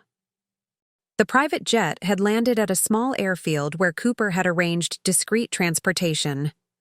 By midnight, I was sitting in my father's study, a glass of scotch in hand, watching the continued media coverage of my unmasking on multiple screens. You did the right thing coming here, my father said, entering the room and pouring himself a drink. At 75, Richard Hayes remained imposing. Tall, silver-haired, with the sharp eyes of a man who had built an investment empire, through equal parts vision and ruthlessness. The vultures would have torn you apart if you'd stayed. I'll have to face them eventually, I replied, staring into my glass. On your terms, not theirs. He settled into his leather chair across from me. Margaret has already engaged our crisis management team. By the time you return to San Francisco, we'll have a strategy in place. I nodded absently, my mind still processing the day's events. Did you ever suspect about Sean and the Blackwells? My father's expression darkened. I had concerns about his ambition from the beginning. But corporate espionage? No. I thought he was smarter than that. So did I murmured. We sat in companionable silence for a while, the only sound the occasional ping of my phone as updates and messages continued to flood in. Finally, my father spoke again, his voice gentler than usual. You know, when you first told me about your plan to invest in Westbrook anonymously, I thought it was foolish sentimentality, hiding your identity to protect a young man's pride. He shook his head slightly. But over the years, I've watched you build something remarkable. Not just a successful company, but a leadership style entirely your own. You've proven yourself, in ways I never imagined. Coming from Richard Hayes, this was extraordinary praise. I felt tears threatening again and quickly blinked them away. Thank you, I said simply. Get some sleep, he advised, rising from his chair. Tomorrow will be soon enough to plan your next move. But sleep proved elusive. I spent hours reviewing press coverage, monitoring Westbrook's stock price in international markets, and scanning the flood of emails from colleagues, acquaintances, and journalists seeking comment. Around dawn, I finally drifted off, only to be awakened by Felicia's call a few hours later. Sean's requested a meeting, she said without preamble. He says it's urgent and he wants to speak with you privately. I sat up, instantly alert. Did he say what about? Only that it concerns both your personal situation and the company's future. He seemed different, almost conciliatory. Where and when? He suggested dinner tonight. Neutral ground, the private dining room at the Rosewood. Said he'd come alone. I considered this. The Rosewood was a discreet, upscale venue where Silicon Valley's elite often conducted sensitive business. Private enough for a frank conversation. Public enough that neither of us could lose our temper without consequences. What do you think? I asked Felicia, valuing her insight. I think he's realized his victim narrative isn't gaining as much traction as he hoped. she replied candidly. The tech community knows your reputation as L.H. Hayes, even if they didn't know your identity. Many of them are more impressed than scandalized by the revelation. This aligned with some of the industry reactions I'd been monitoring overnight. While the mainstream media focused on the personal drama, tech publications had begun publishing analyses of my leadership at Westbrook, with many praising the company's strategic direction under my guidance. Tell him I'll meet him, I decided. 8 p.m. The Rosewood was as discreet as promised. I was escorted through a side entrance to avoid the handful of photographers still following the story, and led to a private dining room where Sean was already waiting. He stood as I entered, and I was struck by how tired he looked, as if he'd aged years in the 2 days since our confrontation in the boardroom. Gone was the confident executive, replaced by a man who seemed both diminished and wary. "Thank you for coming," he said, gesturing to the chair across from him. "Your message sounded urgent," I replied, keeping my tone neutral as I took my seat. Server appeared with water and wine, then discreetly withdrew, leaving us alone. Sean took a deep breath. "I want to apologize for the interview. It was reactionary. I was angry and hurt, and I lashed out. This was unexpected." "You were pretty thorough in painting me as a manipulative control freak," I observed. "I know." He had the grace to look ashamed. "It wasn't fair or accurate. The truth is, your leadership at Westbrook has been exemplary. The company wouldn't be what it is today without you." I studied him carefully, looking for the angle, the hidden agenda behind this sudden change of heart. What brought on this epiphany? He poured himself some water, his hand trembling slightly. "Reality, I suppose. After the FBI questioned me yesterday, I realized how serious this situation is. Morgan and Trevor weren't just interested in a partnership. They were systematically extracting our technology for overseas investors." "You didn't know?" I asked, genuinely curious. "I knew they wanted access to Nexus. I thought it was for legitimate business purposes, expanding applications, securing investment." He shook his head. "I was naive. Or willfully blind. Maybe both." The server returned with our appetizers, giving me a moment to process this admission. When we were alone again, Sean continued, "I've spoken with my attorney. With the evidence the FBI has collected, I'm looking at potential federal charges unless I cooperate fully." He met my eyes directly. "Which I intend to do." "I see," I said carefully. "And how does this relate to our meeting tonight?" "I want to propose a solution that could benefit both of us, and Westbrook." He leaned forward, his voice taking on that familiar, passionate tone I'd heard so many times when he was pitching a new idea. "I'll provide complete testimony about the Blackwell's activities. In exchange, I'm hoping the company won't press additional civil charges." "That's between you and the board," I pointed out. "But your influence matters," he countered. "As for us personally, I'm prepared to offer a clean, uncontested divorce. No alimony claims, no extended legal battle. You keep the penthouse, of course, and all shared assets." "Very generous," I said dryly, "considering most of those assets are in my name anyway." He flinched slightly but pressed on. "There's more. I've been working on a breakthrough modification to the neural mapping algorithm. It could accelerate Nexus development by months, maybe years. I'm willing to complete this work and transfer all rights to Westbrook, regardless of my employment status."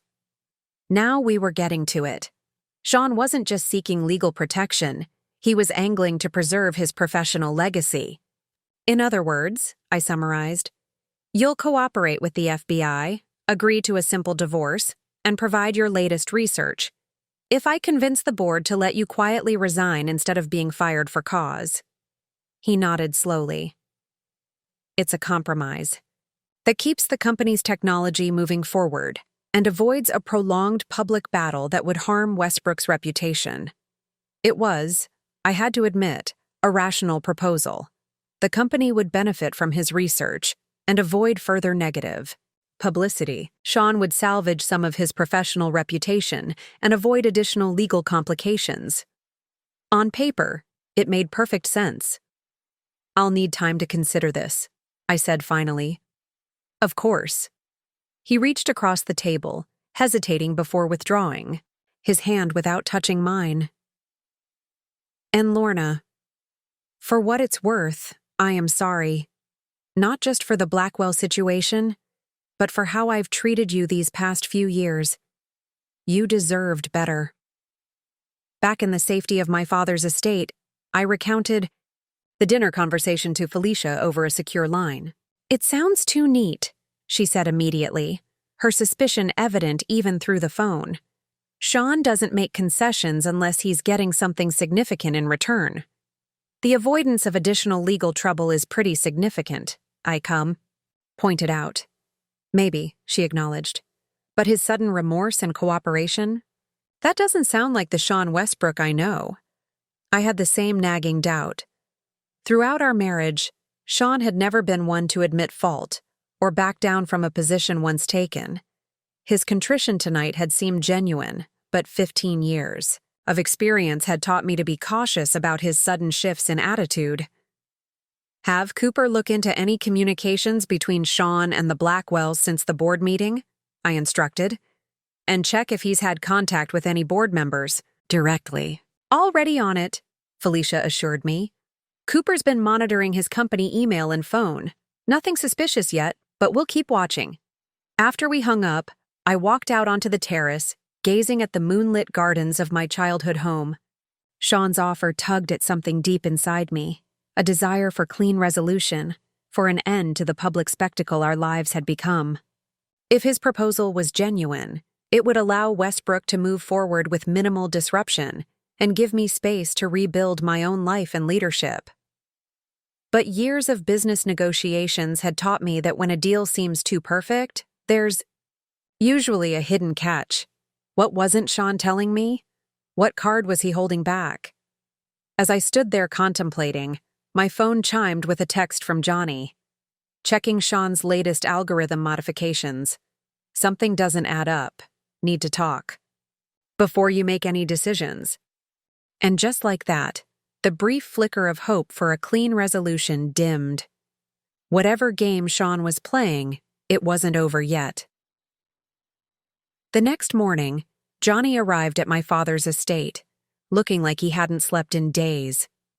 His usually neat appearance was disheveled, and he clutched a tablet and several flash drives as if they contained state secrets.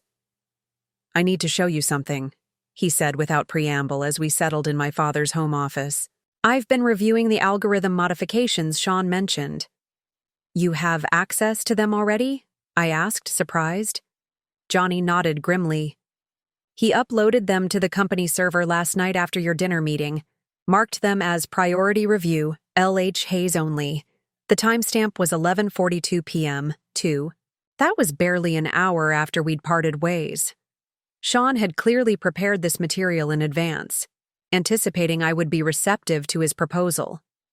At first glance, the modifications looked brilliant," Johnny continued, connecting his tablet to the large display on the wall. "It's a new approach to filtering neural impulses that could dramatically improve response time and accuracy in the interface. Lines of complex code filled the screen, along with neural pathway diagrams that were far beyond my technical expertise. If this works, it would be a significant advancement," I acknowledged. "Oh, it works," Johnny confirmed. "I tested it on our simulation platform this morning. The performance improvements are impressive, exactly as Sean claimed." "So, what's the problem?" Johnny's expression darkened as he tapped the screen, highlighting a particular section of code. "This part here isn't just an algorithm improvement. It's a backdoor access protocol, buried inside the neural mapping function." My blood ran cold. A backdoor? For what purpose? "It would allow a secondary system to monitor and potentially access any neural interface running this code."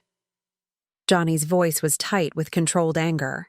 In practical terms, it means whoever controls this backdoor could potentially monitor thought patterns processed through the interface or even inject commands. The implications were staggering and terrifying. The Nexus project wasn't just about controlling computers with thoughts. It was designed to help paralyzed patients regain mobility through neural-controlled prosthetics. A backdoor could give someone unauthorized access to those neural connections. Could this be an innocent, debugging feature? I asked, though I already suspected the answer. Johnny shook his head. No way. It's deliberately obfuscated, hidden inside legitimate code. I only found it because I wrote the original architecture and recognized patterns that didn't belong. He looked up at me, his expression grave. Lorna, this isn't just corporate espionage anymore. This is something much worse. I took a deep breath, processing the implications. Do you think the Blackwells know about this? Almost certainly.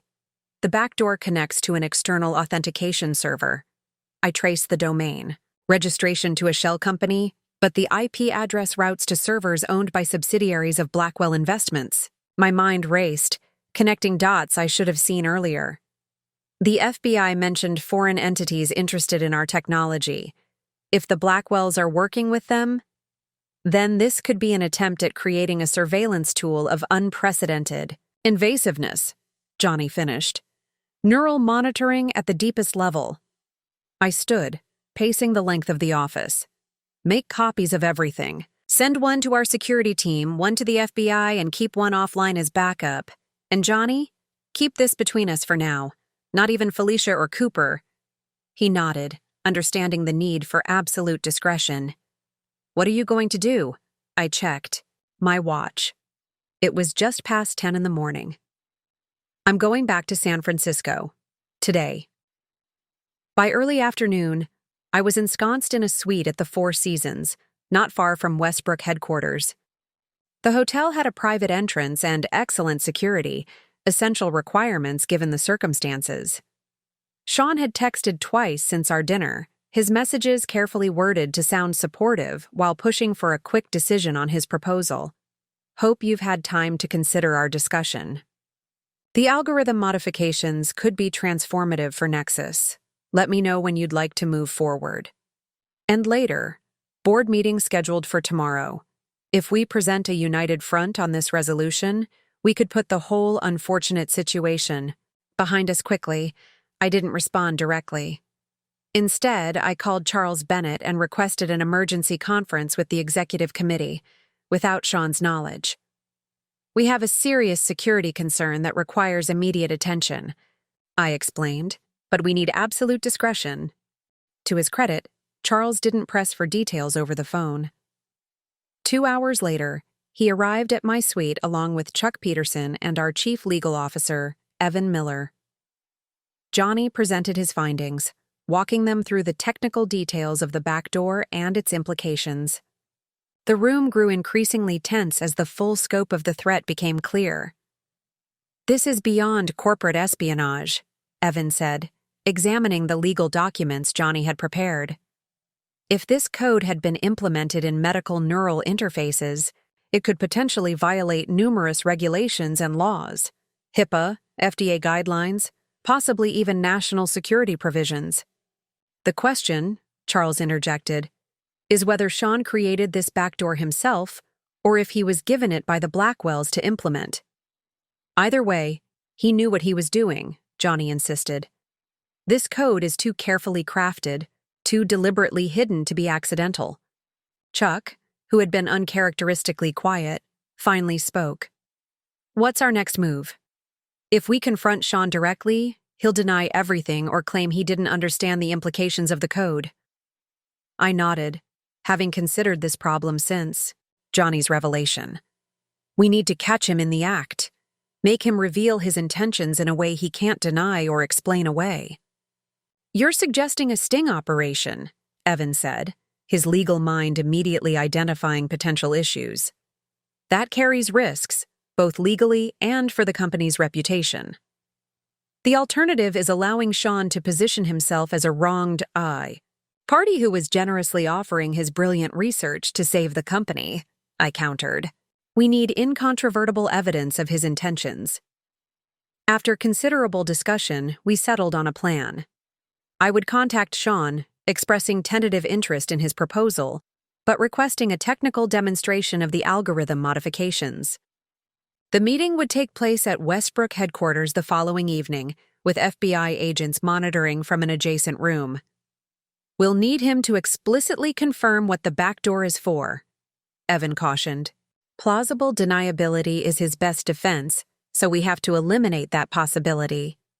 Leave that to me, I said with a confidence I didn't entirely feel. I know how to get Sean talking about his technological achievements. I texted Sean later that evening. I've considered your proposal. The board is interested in your algorithm modifications. Can you demonstrate the implementation tomorrow at 7 p.m.? Private lab, just us and Johnny. His response came almost immediately. Absolutely. I can show you exactly how transformative this will be for Nexus. Thank you for considering this, Lorna. It's the right decision for everyone. The ease with which he agreed confirmed my suspicions. Sean wasn't just looking for legal protection or professional redemption. He was actively trying to get his compromised code into our systems. As I prepared for bed in the anonymous luxury of the hotel suite, I found myself reflecting on the 15 years of our marriage. Had Sean always been capable of this level of deception? Or had ambition and opportunity gradually eroded whatever ethical boundaries he once possessed? I remembered the earnest young engineer who had captured my heart at Berkeley, his blue eyes alight with visions of technology that could help people, change lives, make the world better. Had that idealistic young man been genuine, or just another calculated performance? The thought that I might never have truly known my husband of 15 years was more painful than the betrayal itself. It called into question every memory, every moment I had cherished, every decision I had made based on my belief in his essential goodness. My phone rang, interrupting these dark reflections. It was Agent Evans from the FBI. Mrs. Westbrook, we've completed our initial analysis of the code your CTO provided. I'll be blunt. This is concerning enough that we've elevated it to our cyber division's top priority. The potential applications for unauthorized neural monitoring represent a significant national security concern. What does that mean for tomorrow's meeting? I asked. We'll have a full tactical team on standby, but we're hoping for a controlled conversation that reveals his connections and intentions. The more information he provides voluntarily, the stronger our case. And if he realizes it's a trap? There was a brief pause. We'll be monitoring closely. Your safety is our priority. After we hung up, I stood by the window, looking out at the San Francisco skyline, the same view I had shared with Sean for years from our penthouse. Tomorrow, I would face not just my estranged husband, but the architect of what might be the most intimate form of surveillance ever conceived. The ultimate betrayal wasn't his affair with Morgan, or even his planned departure from our marriage. It was his willingness to corrupt the technology we had built together, technology designed to help people, and turn it into a tool for invasion and control. As I finally drifted toward sleep, one thought remained clear. Whatever happened tomorrow would definitively end the chapter of my life that included Sean Westbrook. The only question was what price we would both pay for that conclusion. Westbrook's neural interface lab hummed with tension as I arrived with Johnny to confront Sean. FBI surveillance equipment was hidden throughout the room, with Agent Evans monitoring from next door. At 7 p.m., Sean entered, surprisingly confident as he launched into his presentation. The neural filtering system processes signals 40% faster than our current model, he explained, his technical brilliance undeniable despite the hidden danger we'd discovered. I pointed to the suspicious code. I'm curious about this section. It seems unusual for a filtering algorithm.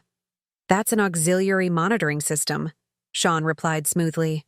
It helps track performance metrics, Johnny pressed further. It's sending data to an external server. That's not standard for our architecture. Sean's eyes narrowed slightly. It's a secure cloud instance I've set up for testing. We continued, our careful questioning until Sean finally sensed the trap. His laptop snapped shut. You know, don't you? We found the back door, Johnny confirmed. The question is why you put it there. Sean's transformation was chilling. The passionate technologist disappeared, replaced by a cold stranger wearing my husband's face. Do you have any idea what we're sitting on here? He asked, leaning forward. Neural interface technology isn't just about helping patients. It's about direct access to human cognition. Whoever controls this technology controls the future of human thought itself. What was the back door designed to do? I asked quietly. Monitor and influence, Sean admitted. First, we collect data, thought patterns, decision-making processes, emotional responses. Then we learn to identify patterns, preferences, vulnerabilities. Eventually, we develop the capacity for subtle guidance. You mean thought manipulation, I said, sickened. I mean helping people make better decisions. He corrected with frightening conviction. Imagine eliminating cognitive biases, reducing harmful impulses. The possibilities are limitless. And who decides what's better? Johnny demanded. You? The Blackwells? Their foreign investors? The FBI has traced the server connections to front companies linked to foreign intelligence services, I added. This isn't advancement, Sean. It's surveillance and control. He laughed.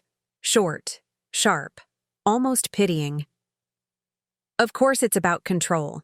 Every transformative technology in history has been about control. Most people just lack the vision to recognize it. In my earpiece, Agent Evans spoke. We've got what we need. Agents moving in. Sean leaned forward, suddenly earnest. You could still be part of this, Lorna. The divorce, Morgan. That was a mistake, a distraction. What we're discussing is bigger than personal relationships. His casual dismissal of our 15-year marriage as a mere distraction crystallized something inside me. Whatever love I had once felt was finally, irrevocably gone. I've shaped how this technology evolves for 15 years, I said coldly, without hidden back doors or delusions of controlling human thought. The door opened as FBI agents entered. Dr. Sean Westbrook, you're under arrest for conspiracy to commit corporate espionage, unauthorized computer access, and violations of the Economic Espionage Act. Sean's shock quickly turned to anger. You set me up. You did that yourself? I replied. I just made sure there were witnesses. As they led him away, he called back. 15 years, Lorna. I gave you 15 years of my life, and this is how you repay me? By throwing me to the wolves? The irony was almost too much. No, Sean. This is how I protect 15 years of work from being corrupted by your ambition. When he was gone, Johnny placed a supportive hand on my shoulder. You okay? I wasn't sure how to answer. My husband had just been arrested for federal crimes. The man I had loved for 15 years had revealed himself to be someone I barely recognized. I will be, I finally said. It wasn't true yet, but I hoped it would be someday. Agent Evans returned briefly. What you did today potentially prevented a serious threat to national security. Not many people would have had the courage to confront their spouse like that. His words were meant to comfort, but they only underscored the devastating personal cost of today's victory. My husband was gone, not just from my marriage, but potentially from society for years to come. And I had played a key role in putting him there. The morning after Sean's arrest, Westbrook Technologies was in crisis. News of the FBI raid had leaked to the press, and speculation was running wild. The stock had plummeted 18% in pre-market trading, and employees were gathering in shocked clusters throughout the building. I arrived at headquarters at 7 a.m., summoning the executive team to an emergency meeting. Felicia had worked through the night preparing talking points and arranging interviews with key tech publications to control the narrative. We need to be transparent about what happened without compromising the federal investigation, she advised as we gathered in the boardroom. Johnny nodded. The engineering teams are particularly shaken. Sean was their leader, their visionary. They need reassurance about the future of their projects. The board is divided, Charles added. Some members want immediate distance from Sean, while others are concerned about the impact on our neural interface patents if his contributions are tainted by criminal charges. I listened to each concern, feeling the weight of 15 years of leadership, both hidden and now exposed. When everyone had spoken, I stood at the head of the table. Today marks a turning point for Westbrook, I began, not just because of recent events, but because we're finally aligning our public identity with our private reality. I've led this company from the shadows for 15 years. Now I'll lead it from the light. I outlined a 3-part strategy. First, a company-wide address where I would introduce myself properly to all employees and address their concerns directly. Second, a press conference announcing a comprehensive security audit of all our technology to ensure no other backdoors existed. Third, an accelerated timeline for the Nexus project's legitimate medical applications. The neural interface technology was always meant to help people, not control them, I emphasized. We're going to refocus on that mission, publicly and emphatically. As the meeting concluded, my father called. The federal prosecutor contacted me, he said without preamble. They want to meet with you privately before filing formal charges against Sean. When? This afternoon. Margaret will accompany you. His tone softened slightly. How are you holding up? I glanced out at the San Francisco skyline from the CEO's office. My office now, both in name and reality. I'm standing, I answered honestly. After hanging up, I prepared for my first official address as the public leader of Westbrook Technologies. For 15 years, I had built this company while hiding behind a pseudonym, accommodating Sean's ego, subjugating my own achievements. That era was over. The company faced challenges: legal scrutiny, media speculation, market volatility, employee uncertainty. But for the first time in years, I felt a strange clarity. No more shadows, no more divided identity, no more compromised values. As I reviewed my speech, Felicia entered with updated talking points. Ready? She asked. I nodded, rising from my desk. It's time everyone met the real Lorna Hayes Westbrook. The Westbrook Technologies auditorium was filled beyond capacity. Employees crowded the aisles, while others watched via video feed from conference rooms throughout the building. The nervousness in the room was palpable. These were people whose careers, projects, and financial futures had been thrown into uncertainty overnight.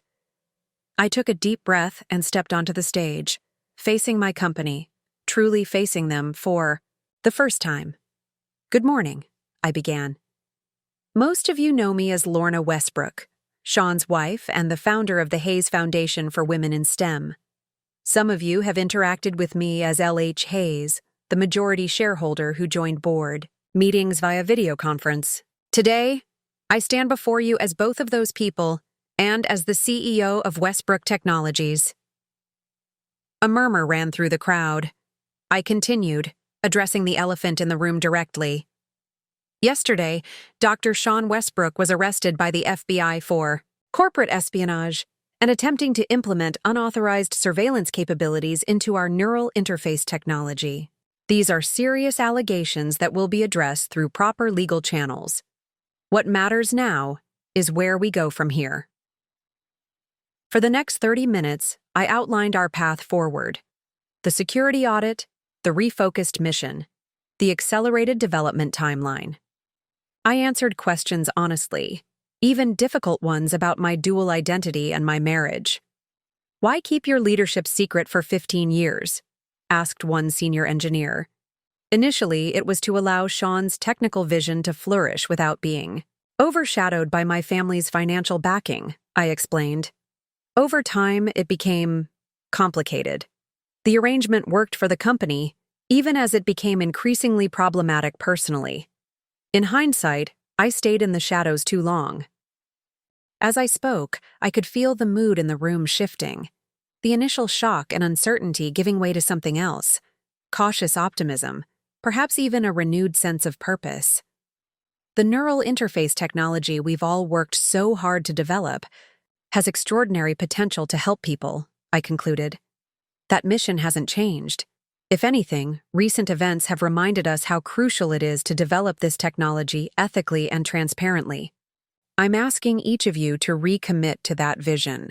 Not Sean's vision, not my vision, but our collective vision of technology that enhances human capability without compromising human autonomy. When I finished speaking, there was a moment of silence. Then, from the back of the room, someone began to applaud. Others joined in, and soon the entire auditorium was filled with applause, not the polite kind that signals the end of a speech, but the genuine kind that signals the beginning of something new. As I stepped off the stage, Johnny approached with a tablet displaying real-time market data. Westbrook's stock, which had plummeted in pre-market trading, was beginning to recover. "They're with you," he said quietly. "We all are. For 15 years, I had built this company from the shadows. Now, stepping into the light, I discovered that the foundation I had laid was stronger than I had realized, strong enough to withstand even this betrayal, this public transformation. This was the turning point. Not just for Westbrook Technologies, but for me." 3 weeks after Sean's arrest, I sat in the federal prosecutor's office reviewing the evidence against him. The case had expanded far beyond our initial discovery, revealing a conspiracy more extensive than anyone had imagined. "The Blackwells didn't act alone," explained Assistant U.S. Attorney Melissa Chen, spreading documents across the conference table. "We've traced financial transactions linking them to several foreign entities. Interested in neural monitoring technology, Sean was a key player, but not the mastermind. The evidence was damning. Emails, financial records, technical specifications shared through encrypted channels. Morgan Blackwell had been more than Sean's mistress. She had been his handler, carefully, cultivating his ego and ambition while extracting Westbrook's intellectual property. Trevor Blackwell has agreed to cooperate in exchange for reduced charges," Chen continued. "He's implicated several foreign nationals, which has triggered a broader counterintelligence investigation." "And Morgan?" I asked. "Fled the country 2 days after Sean's arrest. Interpol has issued a notice, but she likely had contingency plans." I nodded, unsurprised. Morgan had always been calculating, a quality I might have admired under different circumstances. "And Sean?" My voice remained steady despite the churning emotions beneath. Chen's expression softened slightly. "He's rejected all plea offers. Insists the technology was his to control, regardless of legal ownership. His attorneys are exploring an insanity defense based on grandiose delusions, but preliminary psychological evaluations don't support it." The irony was bitter. Sean's brilliance and vision, qualities I had once loved, had curdled into something dangerous, destructive. His ambition, untethered from ethical constraints, had led him to this place. A cell in a federal detention center, facing decades in prison. As I left the Justice Department building, my phone buzzed with a news alert. Blackwell Investments. Collapses amid espionage scandal. Investors flee. Another notification followed. Westbrook Technologies stock reaches new high as neural interface passes FDA safety review. The contrast couldn't have been clearer. While the Blackwell empire crumbled under the weight of its corrupt practices, Westbrook was thriving, its technology advancing, its reputation strengthening, its mission clarified. Back at my office, Felicia had left a sealed envelope on my desk. Inside was the final divorce decree, ready for my signature. 15 years of marriage, dissolved in a few strokes of a pen. I signed without hesitation, closing this chapter of deception and betrayal. Sean had made his choices. Now he would live with the consequences, as would I, though mine were proving far more favorable than his. 6 months after Sean's arrest, Westbrook Technologies had not merely survived, it had flourished. Under my public leadership, we had refocused on medical applications for neural interface technology, launching a groundbreaking system that allowed paralyzed patients to control prosthetic limbs with unprecedented precision. The company's value had doubled. Our ethical stance on neural technology had attracted both talent and investment. The shadows of scandal had receded, replaced by recognition of our innovations and our commitment to responsible development. Up next, you've got 2 more standout stories right on your screen. If this one hit the mark, you won't want to pass these up. Just click and check them out. And don't forget to subscribe and turn on the notification bell so you don't miss any upload from us.